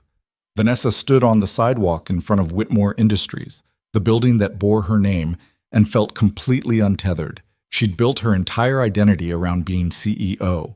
Without that, who was she? Her phone buzzed. A text from an unknown number. "Just saw the news. Are you okay?" It took her a moment to realize it was Mason. She'd never programmed his number into her contacts, some superstitious part of her afraid that making it official would jinx things. "Not really," she typed back. "I got fired." Her phone rang immediately. "You what?" Mason's voice was sharp with concern. "The board voted to remove me. Apparently I'm too much of a distraction." She tried to laugh, but it came out wrong. "Turns out caring about people is bad for business." "Vanessa, I'm so sorry. This is my fault." "It's not your fault. It's mine. I knew the risks and I didn't care because—" She stopped herself. "Because what?" "Because being with you felt more important than anything else. Because for the first time in my life, I wanted something that wasn't about power or control. Because you and Lily showed me what actually matters. Because I'm stubborn," she said instead. "Where's Lily?" "Asleep on the couch. She's okay. Grace is here." "Good. That's good. Are you alone right now?" Vanessa looked around at the empty sidewalk, the indifferent city flowing past her. "Yeah. Come over. You said you needed space. Screw space. You just lost your job and you shouldn't be alone. Come over." Vanessa felt tears prick her eyes. "Okay. Give me 20 minutes." She drove across town one more time, and when she knocked on the apartment door, Mason answered immediately. He pulled her inside and wrapped his arms around her, and Vanessa finally let herself break down. She cried into his chest while he held her, stroking her hair and murmuring things that might have been words or might just have been sounds of comfort. When she finally pulled herself together, she was embarrassed. "Sorry, I don't usually fall apart like that." "You're allowed to fall apart. You just lost everything." "Not everything." She looked up at him. "I still have you, right?" Mason kissed her forehead. "Yeah, you still have me." They sat on the couch, careful not to wake Lily, and Vanessa told him everything. The vote, the accusations, David's smug face, the way her assistant had cried. Mason listened without interrupting, his hand warm in hers. "What are you going to do now?" he asked when she finished. "I have no idea. I've been CEO since I was 22. I don't know how to be anything else." "Maybe that's not such a bad thing. Maybe this is a chance to figure out who you are when you're not defined by work." "That's terrifying." "Yeah," Mason agreed, "but you're good at terrifying things." Vanessa laughed despite herself. "I don't feel very good at anything right now." "You're good at chess." "Well, not good enough to beat me, but good." "That's not exactly a marketable skill." "You're good with Lily. She adores you." "That's different." "Is it? You're patient with her. You listen when she talks. You don't treat her like she's fragile, even though she is. That takes skill."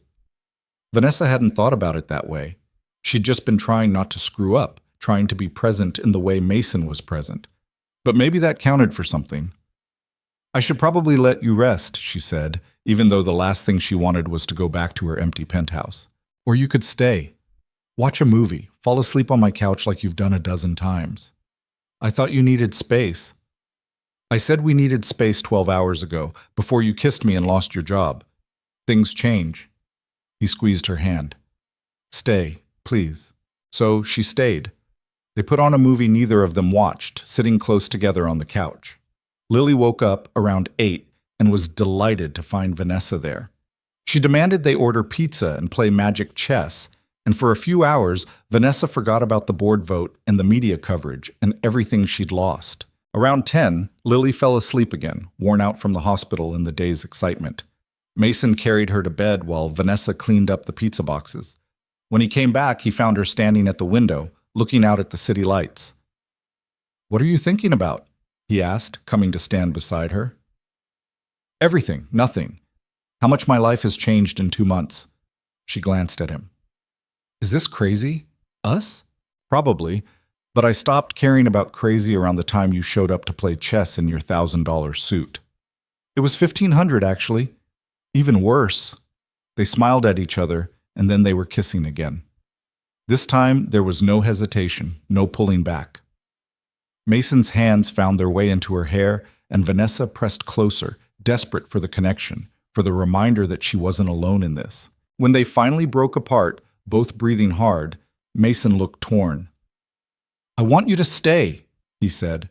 "But Lily's in the next room and my mother could walk in any minute, and this feels like it's moving too fast."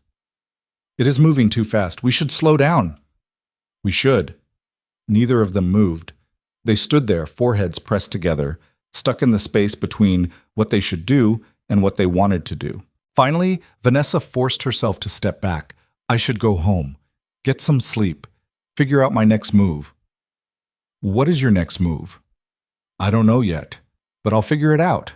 I always do." Mason walked her to the door. Before she left, he caught her hand one more time. "For what it's worth, I think they're idiots for firing you. And I'm sorry my being in your life cost you so much." "You didn't cost me anything. You gave me something I didn't know I was missing." She kissed him one more time, quick and sweet. "I'll call you tomorrow." But when she got home to her penthouse, Vanessa couldn't sleep. She paced the empty rooms, her mind racing through options and strategies. She could fight the board decision, lawyer up, make their lives hell. She could start her own company, compete directly with Whitmore Industries. She could take the generous severance package they'd offered and disappear for a while, travel, figure herself out. Or she could do something else entirely. Around midnight, she pulled out her laptop and started writing. Not a business plan or a legal brief, but a statement. A manifesto. A declaration of everything she'd learned in the past 2 months about what actually mattered. By dawn, she had 10 pages. By noon, she'd edited it down to 3. By evening, she'd sent it to every major business publication and news outlet she had contacts with.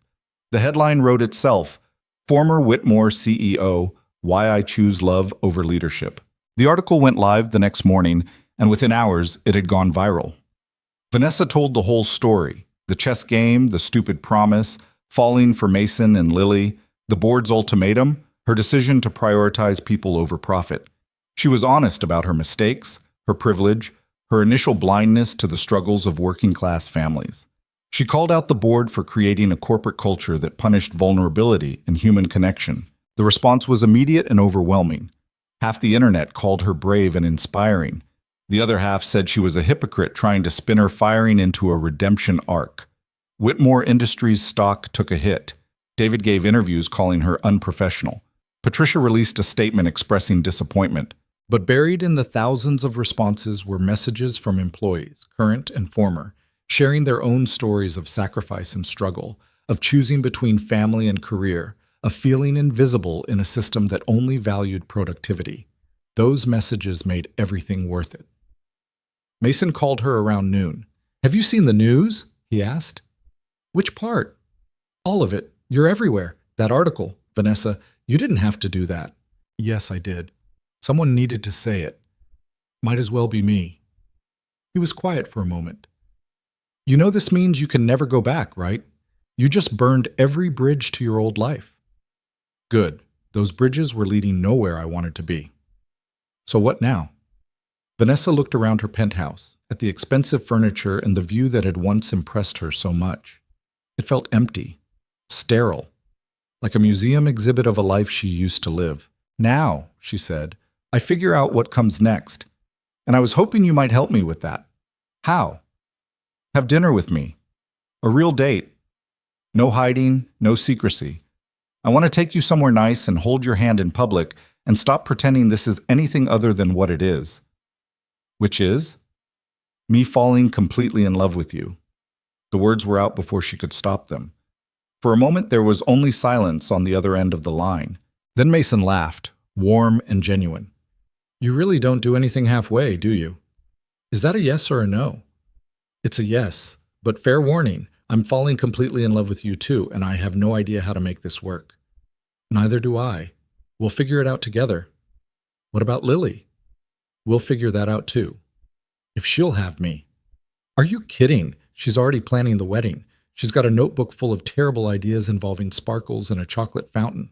Vanessa laughed until tears streamed down her face, and for the first time since the board meeting, she felt something like hope.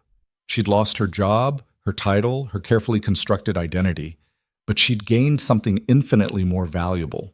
She'd gained a future she actually wanted to live. Their first real date happened 3 days later at a small Italian restaurant Mason picked out. The kind of place Vanessa would have never noticed before because it didn't have a Michelin star or a 6-month waiting list. The hostess seated them at a corner table with a checkered tablecloth and candles stuck in old wine bottles, and Vanessa felt more nervous than she had before any board presentation. You look terrified, Mason said, reaching across the table to take her hand. I haven't been on a real date in years. I don't know the rules anymore. There are no rules. We just eat food and talk. You've done that dozens of times at my apartment. That's different. There weren't expectations. And there are now? Vanessa looked at their joined hands, at the way his thumb traced absent patterns on her skin. I just don't want to mess this up. You won't. And if you do, I'll tell you, and we'll fix it. That's how this works. The waiter came by and they ordered wine and pasta, and slowly the tension in Vanessa's shoulders eased.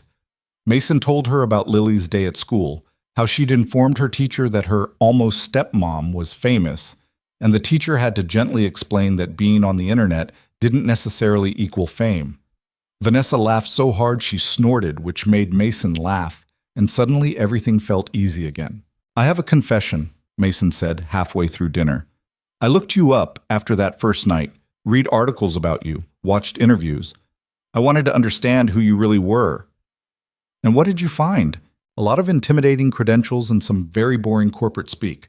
But there was one interview from about 5 years ago where they asked what you did for fun, and you just stared at the camera like they'd asked you to explain quantum physics. He smiled. That's when I realized you weren't scary. You were just lonely. Vanessa felt the observation settle into her chest, uncomfortable and true. I was. I am. Or I was, before a janitor beat you at chess? Before I realized winning wasn't the same as living. They finished dinner and walked through the neighborhood, and Mason pointed out places that mattered to him. The corner store where he bought Lily's medicine, the park where she'd taken her first steps, the library where they spent Saturday mornings because it was free and warm and full of books. Each location was a piece of his life, and he was sharing them with her like gifts. Can I ask you something? Vanessa said as they walked. When Sarah died, how did you keep going? Mason was quiet for a long time. I didn't have a choice. Lily needed me. Some days that was the only thing that got me out of bed, knowing that if I didn't show up, she'd be alone. He shoved his hands in his pockets. The first year was hell. I was angry at everything. At Sarah for leaving, at myself for not being enough, at the universe for being so random and cruel. I blamed myself for her death, even though logically I knew it wasn't my fault. What happened to her? Car accident. Drunk driver ran a red light. She died instantly. His voice was flat, emotionless, the way people sound when they've told a story too many times. Lily was only 6 months old. She doesn't remember her mother at all, which kills me. Sometimes I try to tell her stories about Sarah, but they feel incomplete, like I'm describing a photograph instead of a person. Vanessa squeezed his hand. I'm sorry. The worst part was realizing I had to be both parents now. I had to be the fun dad and the strict dad, and the comforting parent, and the one who enforces bedtime. I had to figure out how to braid hair and talk about feelings, and answer questions about why some kids have moms and Lily doesn't. He glanced at her. Do you know how many times I've failed at that? How many times I've lost my patience or said the wrong thing or just felt completely inadequate? You're an amazing father. I'm a father who's doing his best. That's not the same thing. Mason stopped walking and turned to face her. And that's what scares me about this. About us. Because what if my best isn't good enough for you? What if you realize that dating a single dad means dealing with tantrums and homework battles and canceled plans because Lily's sick again? Then I deal with it. Mason, I'm not here because I think your life is easy or perfect. I'm here because when I'm with you, I feel like myself. The real version, not the CEO version or the daughter trying to live up to her father's expectations. Just me. He studied her face like he was trying to decide if she meant it. Then he kissed her, right there on the sidewalk with cars passing and people walking by. And Vanessa stopped caring about anything except this moment. When they finally made it back to his apartment, Lily was already asleep and Grace was watching a game show on low volume. She took one look at them and smiled. Good date?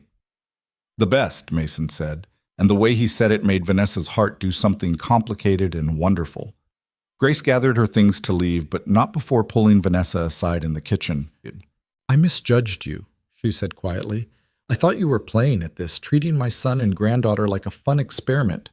But you love them, don't you? Vanessa didn't hesitate. Yes. Good. Because they love you too, and if you hurt them, I'll make your life very difficult. That's fair. Grace's expression softened. But I don't think you will. I think you're the real deal. She patted Vanessa's arm. Welcome to the family. It's small and messy and sometimes overwhelming, but it's yours now if you want it. After Grace left, Vanessa and Mason sat on the couch in the quiet apartment. Mason pulled her against his side and she tucked herself into the space between his shoulder and his chest, feeling safe in a way she never had before. What happens now? Mason asked. With your career, I mean. You can't just not work. I've been thinking about that. I got a call yesterday from a venture capital firm. They want me to advise startups, help them scale. It would be part-time, flexible hours, mostly remote work. Would you like that? I don't know, maybe. It's different from running a company.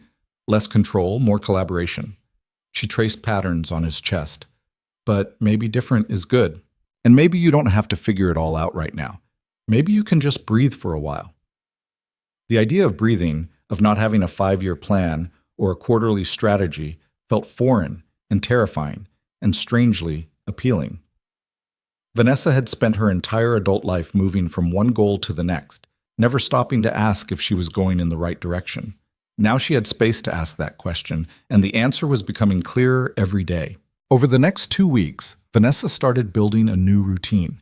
She woke up later, went to bed earlier. She took meetings in coffee shops instead of conference rooms. She spent afternoons helping Lily with homework and evenings cooking dinner with Mason.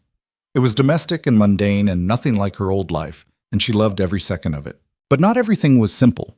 The media attention hadn't died down. If anything, her viral article had made things worse.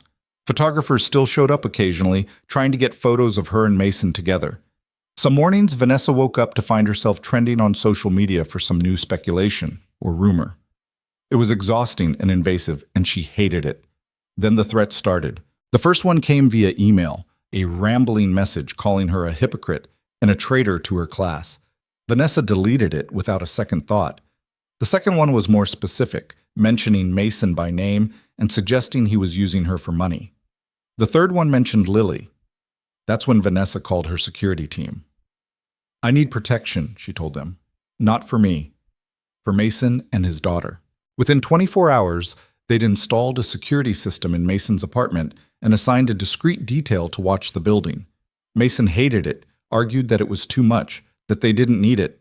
But Vanessa was firm. You don't get to decide this. Those messages threaten Lily. I'm not taking chances with her safety. I've kept her safe for 7 years without security guards. You didn't have people sending you death threats 7 years ago. Please, Mason, let me do this. He finally agreed, but Vanessa could see it bothered him. The power imbalance between them was becoming harder to ignore. She could afford security and private doctors and anything else they needed, while Mason struggled to cover basic expenses. Every time she tried to help, he pulled away a little more. The tension came to a head 3 weeks after their first date. Lily had a routine pulmonologist appointment, and Vanessa offered to come along for support. At the doctor's office, they learned that Lily's condition was worsening. The current treatment plan wasn't working as well as hoped.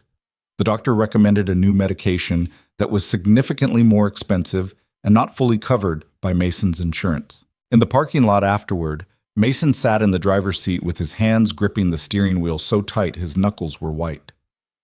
"I can't afford it," he said quietly. "Even with insurance, the copay is more than I make in a month." Vanessa didn't hesitate. "I'll cover it." "No." "Mason, this is Lily's health. Let me help." "I said no." His voice was sharp, angry. "I'm her father. I take care of her." "I know you do, but you don't have to do it alone anymore." "Yes, I do, because the second I start depending on you for things like this, what happens if you leave? What happens if this doesn't work out and suddenly I can't afford her medication because I got used to you paying for everything?" Vanessa felt like she'd been slapped. "You think I'm going to leave?" "I think you're still figuring out if you want this life. And I can't blame you for that, but I also can't let my daughter's health depend on whether you decide to stick around." They drove back to the apartment in tense silence. Lily, sensing the mood, was quiet in the back seat. Inside, Mason asked his mother to take Lily to the park, and the moment they were alone, the argument erupted properly. "I'm trying to help," Vanessa said, her voice rising. "Why won't you let me?" "Because I don't want your money. I want a partner, not a benefactor." "Those things aren't mutually exclusive. I have resources and you need them. What's wrong with using them?" "Because it's not equal. You pay for everything and I contribute what? My sparkling personality?" Mason ran his hands through his hair. "I already feel like I'm drowning here, Vanessa. You lost your job because of me. You're dealing with threats because of me. And now I can't even afford my daughter's medication without your help. How is that a relationship?" "It's a relationship because we love each other and we're trying to make it work despite complicated circumstances. That's literally what relationships are. In your world, maybe. In mine, men provide for their families. They don't rely on their girlfriend to bail them out every time there's a crisis." Vanessa stared at him. "That's the most sexist thing I've ever heard you say." "It's not sexist, it's—" He stopped, frustrated. "You don't understand. You've never had to worry about money. You've never had to choose between paying rent and buying medicine. You've never felt like a failure because you can't give your kid what they need." "You're right. I don't understand that. But I understand wanting to protect the people you love. And right now, you're letting pride get in the way of Lily's health." "This isn't about pride, it's absolutely about pride. You'd rather struggle and stress yourself into an early grave than accept help from someone who loves you. That's not noble, Mason. That's stupid." The word hung in the air between them, sharp and cutting. Mason's expression shuddered. "Get out," he said quietly. "What?" "Get out of my apartment. I need space to think." "Mason, I didn't mean—" "Yes, you did. And maybe you're right. Maybe I am stupid for thinking this could work." He moved to the door and opened it. "Just go." Vanessa grabbed her purse, tears already forming. "We need to talk about this." "Not now, please just go." She left, and as she drove back to her penthouse, the tears came in full force. She'd been so stupid, pushing him when he clearly needed time, calling him names when he was already feeling inadequate. This was exactly what Grace had warned her about. She'd disrupted their peace, and now everything was falling apart. For 2 days, Mason didn't return her calls or texts. Vanessa threw herself into work, taking meetings with the venture capital firm and pretending her heart wasn't breaking. At night, she lay awake replaying the argument, trying to figure out where she'd gone wrong. On the 3rd day, Grace called. "I need you to come to County General," she said, her voice tight with fear. "It's Lily. She can't breathe." Vanessa was out the door before Grace finished the sentence. She drove to the hospital, breaking every traffic law, her heart pounding so hard she could barely think. In the emergency room, she found Mason standing outside a treatment room, his face pale and his hands shaking. "What happened?" Vanessa demanded. "She was at school, started coughing, and couldn't stop. By the time I got there, she was turning blue." His voice broke. "They're trying to stabilize her now, but it's bad, Vanessa. Worse than the last time. Vanessa pulled him into her arms and he collapsed against her, all the pride and anger from their fight evaporating in the face of real terror. They stood like that for what felt like hours, but was probably only minutes, holding each other while doctors and nurses rushed in and out of Lily's room. Finally, a doctor emerged. She was young, Indian, with kind eyes that had seen too much tragedy. "Mr. Reed, your daughter is stable for now. We've got her on oxygen and steroids and she's responding well. But I need to be honest with you, her condition is deteriorating. The current treatment plan isn't working. We need to try something more aggressive." "What kind of something?" Mason asked. "There's a newer medication, a biologic that's shown remarkable results in severe cases. It's expensive and not all insurance plans cover it, but given Lily's history and the severity of her attacks, I think it's our best option." Mason looked at Vanessa, and she saw everything in that look: fear and love and desperate hope, and the awful knowledge that he couldn't afford to save his own daughter. "How much?" he asked the doctor. "With insurance, probably around $2,000 a month. Without it, closer to $8,000. Mason's face went gray. "I can't. I don't have—" "We'll figure it out," Vanessa said firmly. She turned to the doctor. "What does she need to start? What's the timeline?" "We'd want to begin treatment as soon as possible. Today, if we can get insurance approval." "Then get approval, whatever it takes. Send all the paperwork to me." Vanessa rattled off her email address. "I'll handle the financial side." The doctor nodded and left. Mason sank into a waiting room chair like his legs wouldn't hold him anymore. "I can't let you pay for this," he said, but there was no fight in his voice anymore, only exhaustion and defeat. Vanessa knelt in front of him, taking his hands in hers. "Yes, you can. Because if you don't, Lily gets sicker, and I know you love your daughter more than your pride." "I hate this. I hate feeling helpless." "I know, but you're not helpless. You're letting someone who loves you help carry the weight. That's not weakness, Mason. That's trust." He looked at her with red-rimmed eyes. "I'm sorry about the fight. I was scared and I took it out on you." "I'm sorry too. I pushed when I should have listened." She squeezed his hands. "But we're going to get through this, together. No more fighting about money or pride or who provides what. We're a team now, okay? Teams help each other." "Okay," he whispered. "Okay." They let him in to see Lily a few minutes later. She was awake but groggy, an oxygen mask covering her small face. When she saw Vanessa, she tried to smile. "You came," she said, her voice muffled by the mask. "Of course I came. Where else would I be? Dad said you guys had a fight. I thought you might not want to see us anymore." Vanessa felt her heart crack open. She moved to Lily's bedside and brushed hair back from her forehead. "Sweetheart, your dad and I had a disagreement. That's what adults do sometimes. But that doesn't mean I'm going anywhere. I love you both too much to leave over one fight." "Even if we have more fights?" "Even then, love doesn't disappear just because things get hard." "Promise?" Vanessa looked at Mason, who was watching them with an expression that was equal parts love and terror and something that looked like surrender. She thought about all the promises she'd made in her business career, the contracts and negotiations and deals that had meant everything at the time and nothing now. This promise was different. This one mattered. "I promise," she said, "I'm not going anywhere." Lily's eyes drifted closed, the medication pulling her under.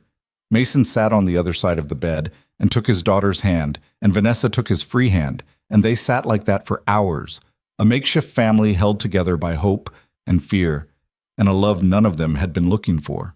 The new medication started the next day after insurance approval came through.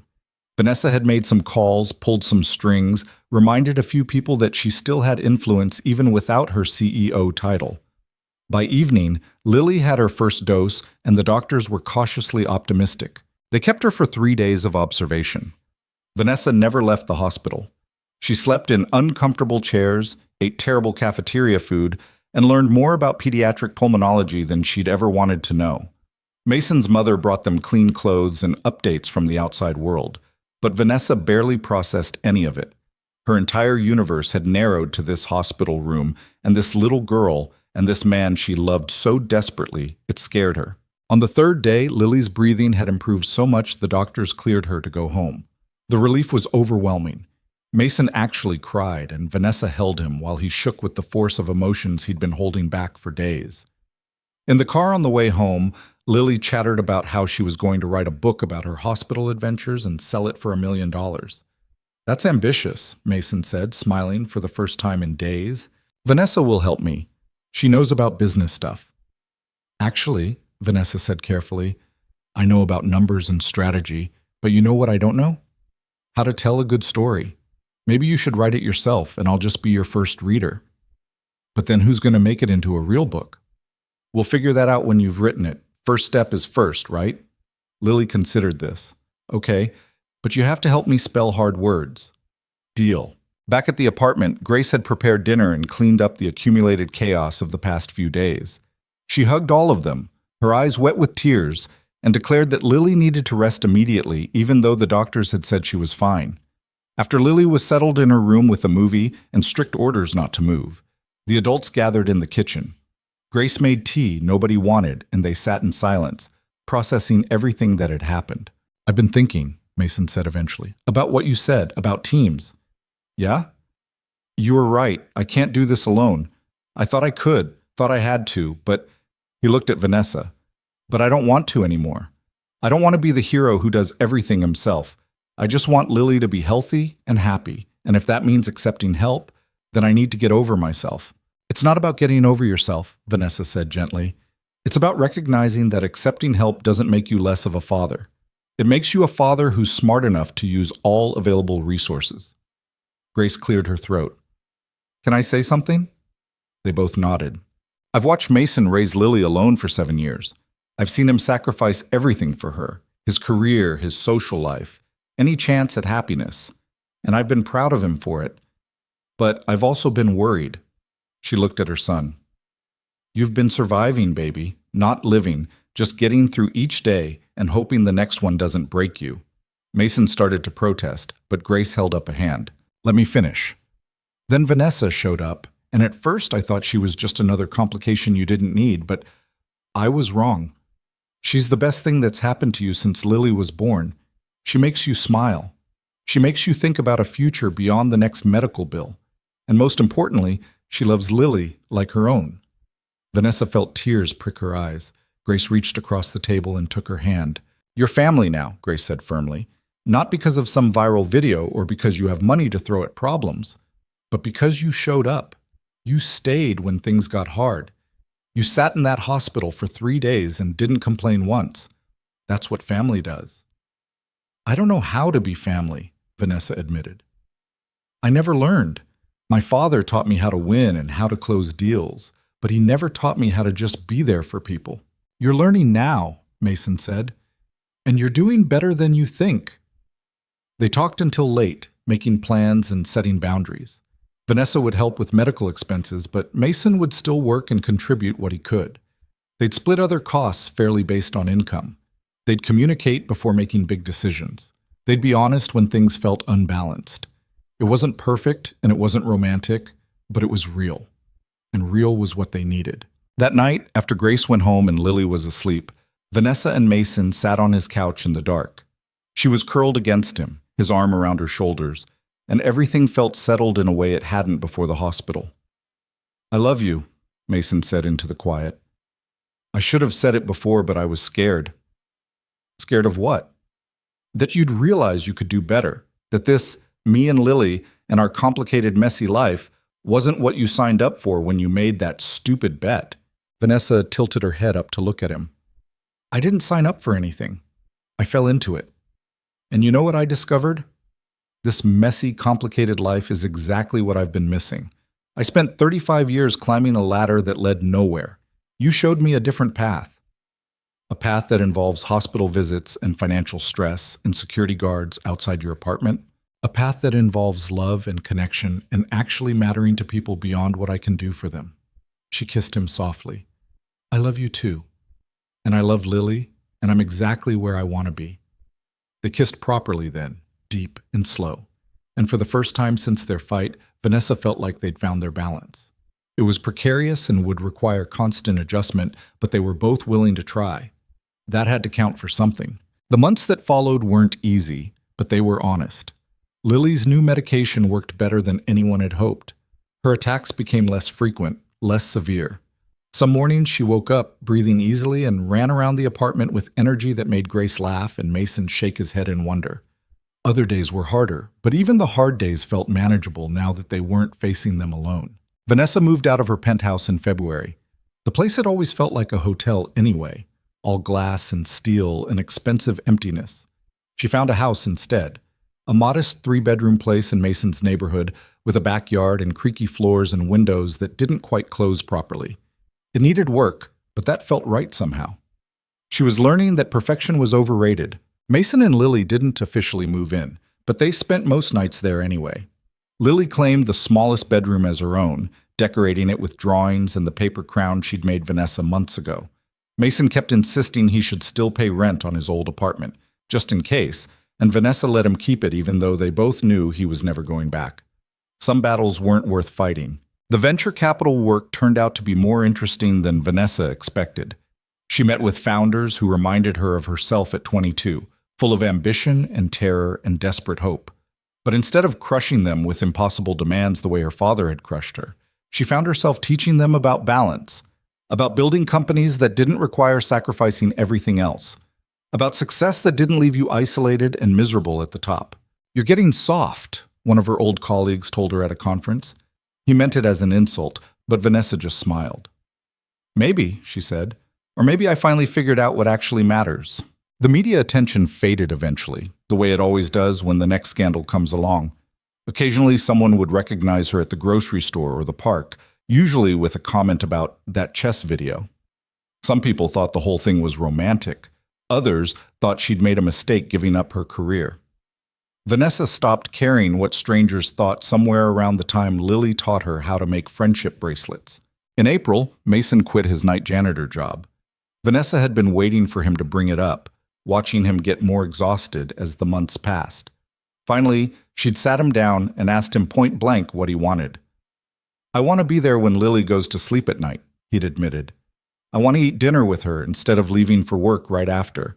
I want to see her in the mornings instead of stumbling and exhausted right when she's leaving for school." "So quit." "And do what?" "I need to work." "Then work during the day. There are thousands of jobs that don't require you to be nocturnal." He'd looked at her like she was suggesting he sprout wings and fly. "I don't have a college degree. I dropped out to play chess, remember? Day jobs that pay anything require qualifications I don't have. You have other qualifications. You're one of the best chess players in the country. You could teach." "Nobody wants chess lessons from a guy who quit the circuit 7 years ago." "I bet you're wrong about that." She'd spent the next week making calls and sending emails, reaching out to private schools and chess clubs and community centers. Within 2 weeks, Mason had 3 job offers teaching chess to kids. He picked the one at a community center in their neighborhood, the one that paid the least but felt the most right. Watching him teach was like watching someone come alive after years of sleepwalking. He was patient with the kids, encouraging, able to break down complex strategies into simple concepts. The kids loved him, their parents loved him, and he came home every evening energized instead of depleted, eager to tell Lily about his day instead of collapsing into bed. "You were right," he told Vanessa one night as they did dishes together, a mundane domestic ritual that somehow felt profound. "About the teaching. I'm occasionally right about things." "Occasionally," he agreed, smiling. He dried a plate and put it away. "I forgot how much I love chess. Not the competitive part, not the rankings and the pressure. Just the game itself, the beauty of it. Will you teach me properly? Not just how to not lose, but how to actually play well? You want to learn? I want you to stop going easy on me when we play. Lily's already better than I am. It's embarrassing." So Mason started teaching her, really teaching her the way he taught his students. He showed her openings she'd never learned, tactics her father had never mentioned, strategies that required thinking 5 and 6 moves ahead instead of just 3. It was humbling and frustrating, and occasionally Vanessa wanted to throw the board across the room, but she kept at it. By June, she'd won her first game against him. It took her 47 moves and she'd nearly lost 3 times, but she'd found a weakness in his position and exploited it without mercy. Mason stared at the board in genuine surprise. "I wasn't going easy on you." "I know." "You actually beat me." "Don't sound so shocked. I'm a quick learner when I'm motivated." He'd kissed her then, hard and celebratory, and Lily had made exaggerated gagging noises from across the room where she was doing homework. It was perfect and ridiculous and exactly the kind of moment Vanessa had been missing her entire life. In July, Whitmore Industries called. Not the board, not David or Patricia, but Richard. Her former CFO, who'd sat silent during her removal, sounded nervous on the phone. "I need to talk to you," he said. "In person. It's important." They met at a coffee shop far from the financial district. Richard looked older than Vanessa remembered, more tired. He ordered a coffee he didn't drink and spent 5 minutes making small talk before getting to the point. "The company's in trouble," he finally said. "David's strategy isn't working. We've lost 3 major clients. Stock price is down 18%. Employee morale is terrible." "And you're telling me this why?" "Because the board wants you back." Vanessa had imagined this moment dozens of times. The vindication, the satisfaction of being proven right, the sweet taste of having them beg her to return. In her fantasies, she'd made them grovel. She'd negotiated brutal terms. She'd made sure they understood exactly what they'd lost when they fired her. But sitting across from Richard, looking at his tired face and his untouched coffee, she felt nothing except mild curiosity. "What happened to David?" "He resigned last week, took a position at a competitor. Patricia's stepping down too. The board's in chaos." "So you need someone to clean up the mess." "We need you. The board is prepared to offer you a significant raise, better equity terms, essentially carte blanche to rebuild however you see fit." Vanessa sipped her own coffee, thinking, 6 months ago, this would have been everything she wanted. The chance to reclaim her position, to prove she'd been right all along, to show them they'd made a mistake. "No," she said. Richard blinked. "What?" "I said no. I'm not interested." "Vanessa, this is Whitmore Industries. Your father's company. Your legacy." "My father's company," she repeated. "Not mine. He built it, and I saved it, and I gave it everything I had for 13 years. That's enough." "But I'm happy, Richard. For the first time in my adult life, I wake up and I'm actually happy. I have work I enjoy, people I love, a life that doesn't require sacrificing my humanity. Why would I give that up? For the challenge, the prestige, the chance to be CEO again? I was CEO. It was lonely and exhausting and left me playing chess by myself in an empty office at midnight. That's not success. That's just expensive loneliness." Richard was quiet for a long moment. "What should I tell the board?" "Tell them to promote from within. Find someone who actually cares about the company beyond what it can do for their career, and tell them to treat their employees better. That employee benefits program I proposed? Implement it, all of it. Maybe then people will actually want to work there." They talked for a few more minutes, but Richard's heart wasn't in it. He'd come expecting to negotiate, to deal with demands and conditions. Vanessa's complete lack of interest had thrown him entirely. When she got home, Mason and Lily were in the backyard. He was teaching her how to plant tomatoes, both of them covered in dirt and laughing about something. Vanessa stood at the window watching them, these two people who'd accidentally become her entire world, and felt completely certain she'd made the right choice. "Whitmore Industries called," she told Mason that night after Lily was asleep. "They want me back as CEO." She saw his face do something complicated. And I told them no. Just like that? Just like that. She moved into his arms, resting her head on his chest. "I thought I'd feel conflicted or tempted, but I didn't. That part of my life is over." "Do you regret it? Giving it all up?" "I didn't give up anything. I traded something that was killing me for something that makes me want to wake up every morning. That's not sacrifice. That's survival." Mason kissed the top of her head. "You're sure?" "I'm sure." But she could tell he didn't entirely believe her, could sense him waiting for her to change her mind or regret her choice, or wake up one day resenting him for the life she'd left behind. That doubt lived between them, quiet but persistent, a question neither of them wanted to ask out loud. The answer came in August, on a Saturday morning that started like any other.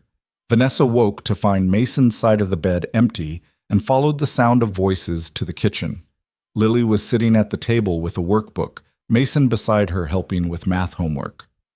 "If you have 12 apples and you give away 5, how many do you have left?" Mason asked.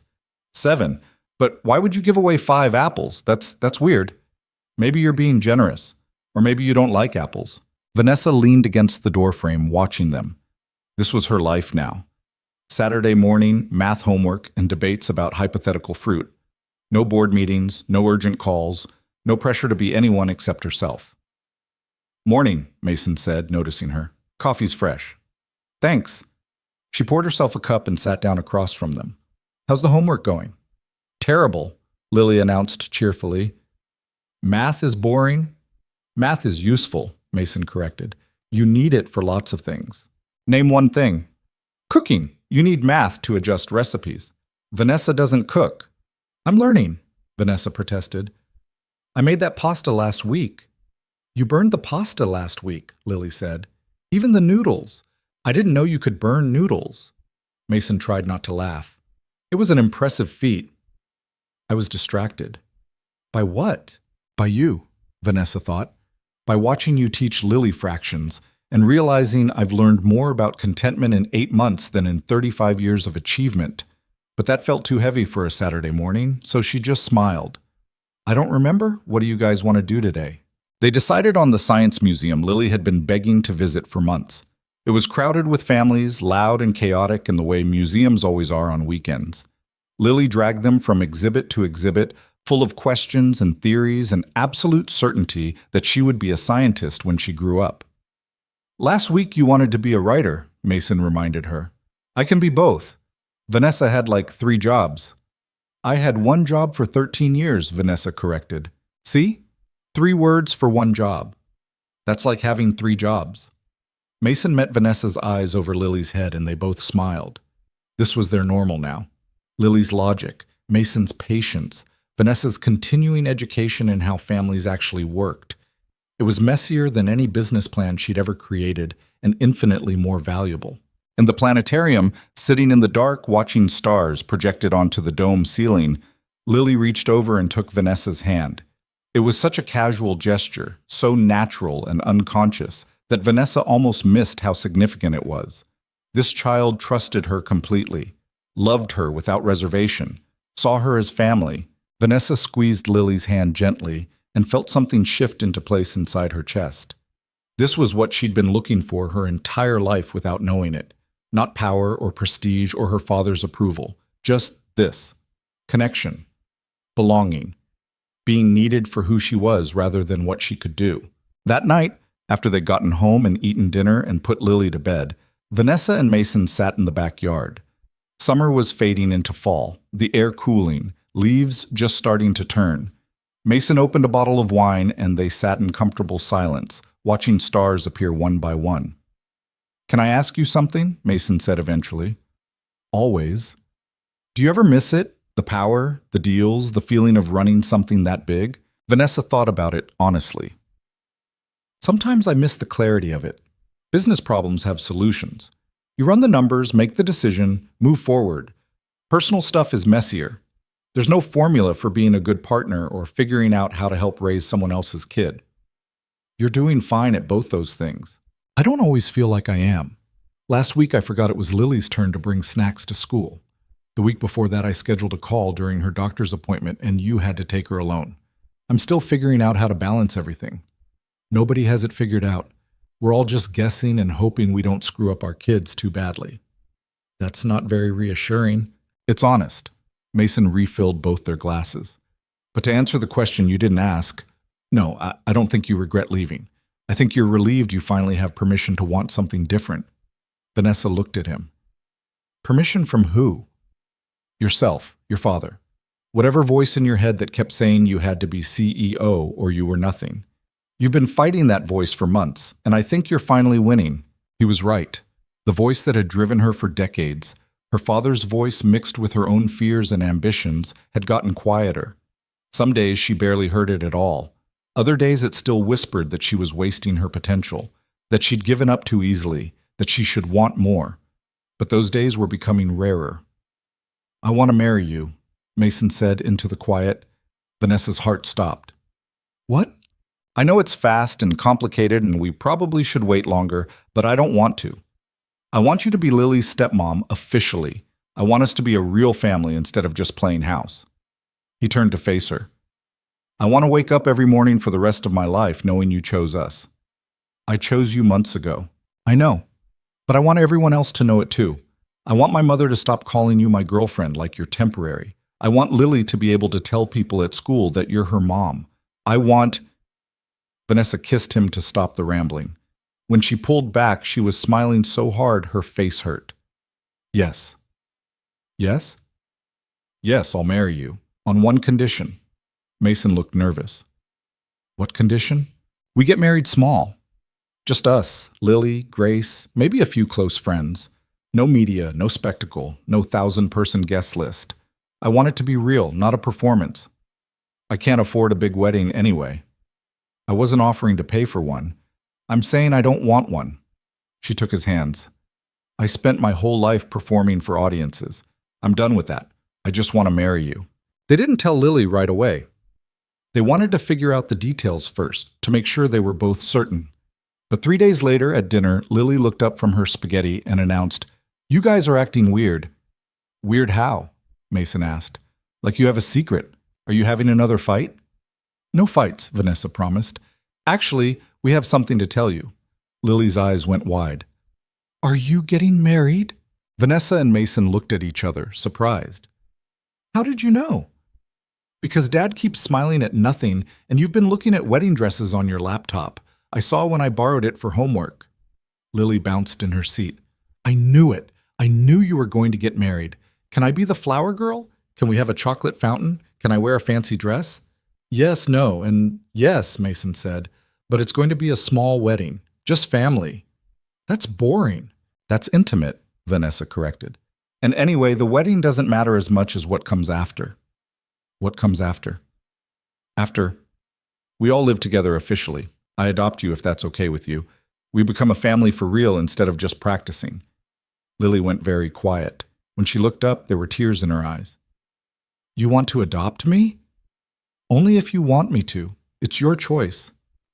"But you're rich and important, and you could have kids of your own. Why would you want me?" The question broke Vanessa's heart. She moved around the table and knelt beside Lily's chair. "Because you're funny and smart and brave. Because you taught me how to be better at being human. Because I love you exactly as you are, not as some hypothetical perfect child I might have someday. You're not second choice, sweetheart. You're the choice." Lily threw her arms around Vanessa's neck and sobbed. Happy tears, Vanessa realized, holding her tight. These were happy tears. "I want you to be my mom," Lily whispered. "I want it so much." "Then I will be. Not to replace your birth mom. She'll always be important. But I'll be your mom too. You can have two. There's no limit on love." They sat like that for a long time, Lily crying into Vanessa's shoulder while Mason watched with his own tears streaming down his face. Eventually, Grace showed up with dessert and found all three of them crying at the kitchen table. "What happened?" she demanded. "Is someone hurt?" "We're getting married," Mason said through tears, "and Vanessa's adopting Lily." Grace set down the pie and pulled all of them into a hug. About damn time. They got married 6 weeks later in the backyard of their house. Grace officiated after getting ordained online for $20. Lily wore a pink dress and carried flowers from the garden. Mason wore a suit Vanessa bought him after he tried to insist his work clothes were fine. Vanessa wore a simple white dress that cost less than her old business suits and felt more right than any designer gown could have. The ceremony lasted 10 minutes. Mason's vows made everyone cry. Vanessa's vows were shorter, but no less honest. Lily stood between them, holding both their hands, and when the moment came to exchange rings, she got to put Vanessa's ring on her finger. "I now pronounce you married," Grace said, wiping her eyes. "Kiss already, so we can eat cake." The reception was 15 people in their backyard, eating barbecue and drinking beer and celebrating something that felt both monumental and completely natural. No photographers, no media, no one who cared about Vanessa's former career or Mason's former fame.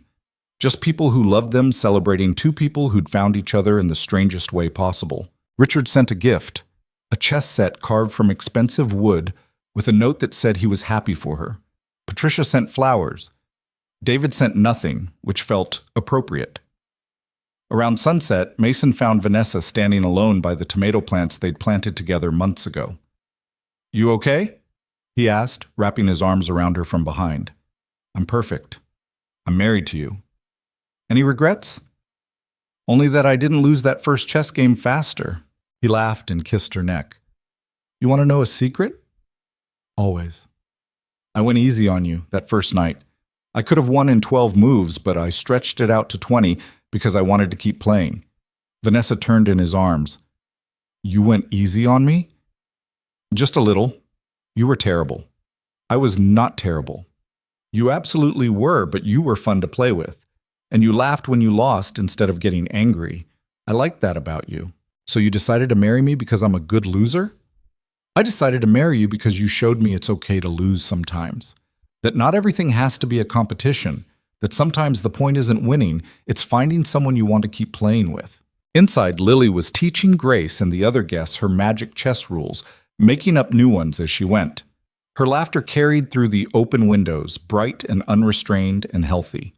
The new medication was working. She hadn't had a serious attack in months.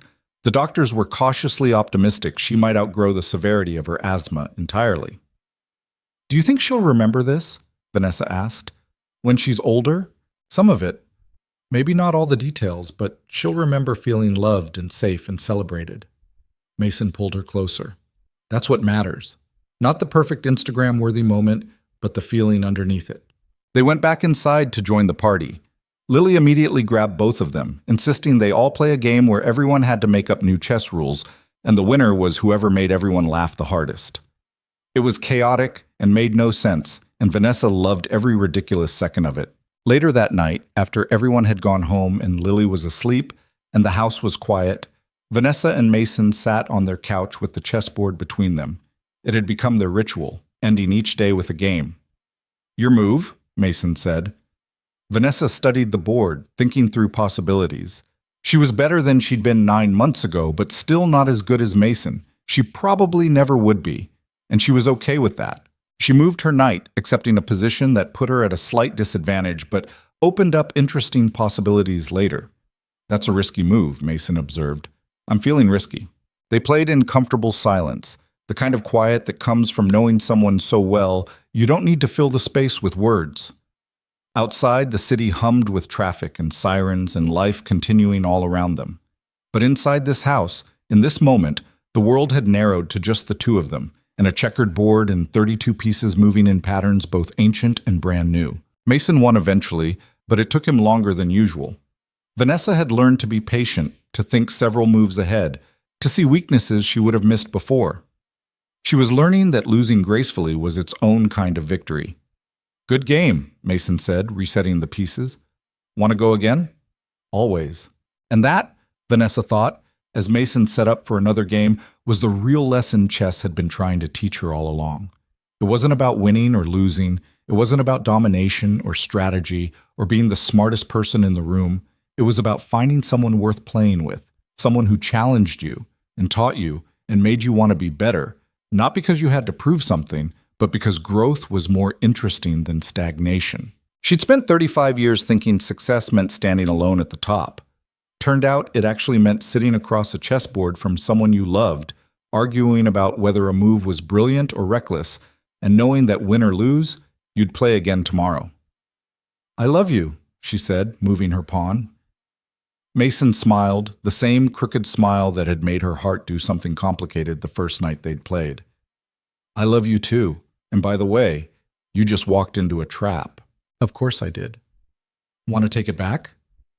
No, I want to see where it goes. Because that was the other thing she'd learned. You couldn't control every outcome, couldn't anticipate every move, couldn't protect yourself from loss by refusing to play.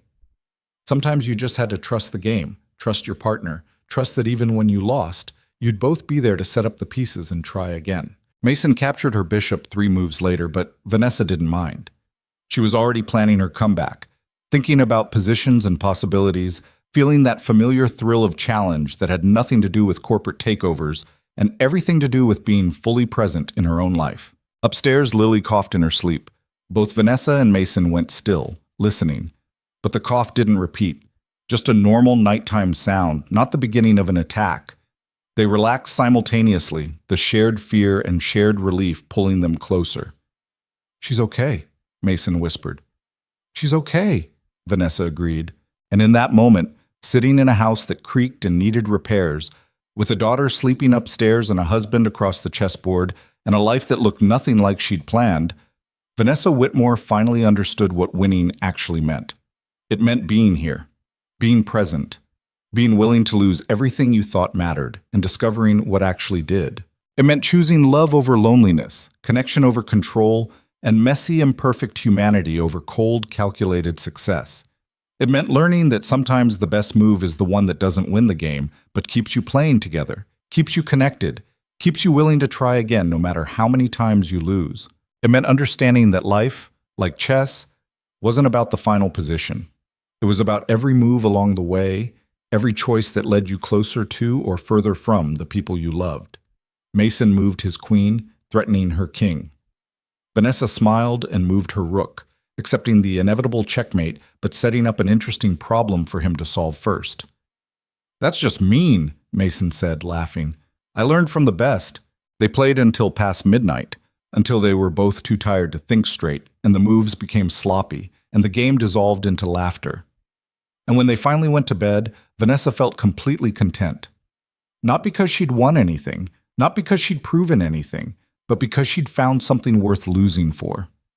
And in the end, maybe that was the only victory that actually mattered.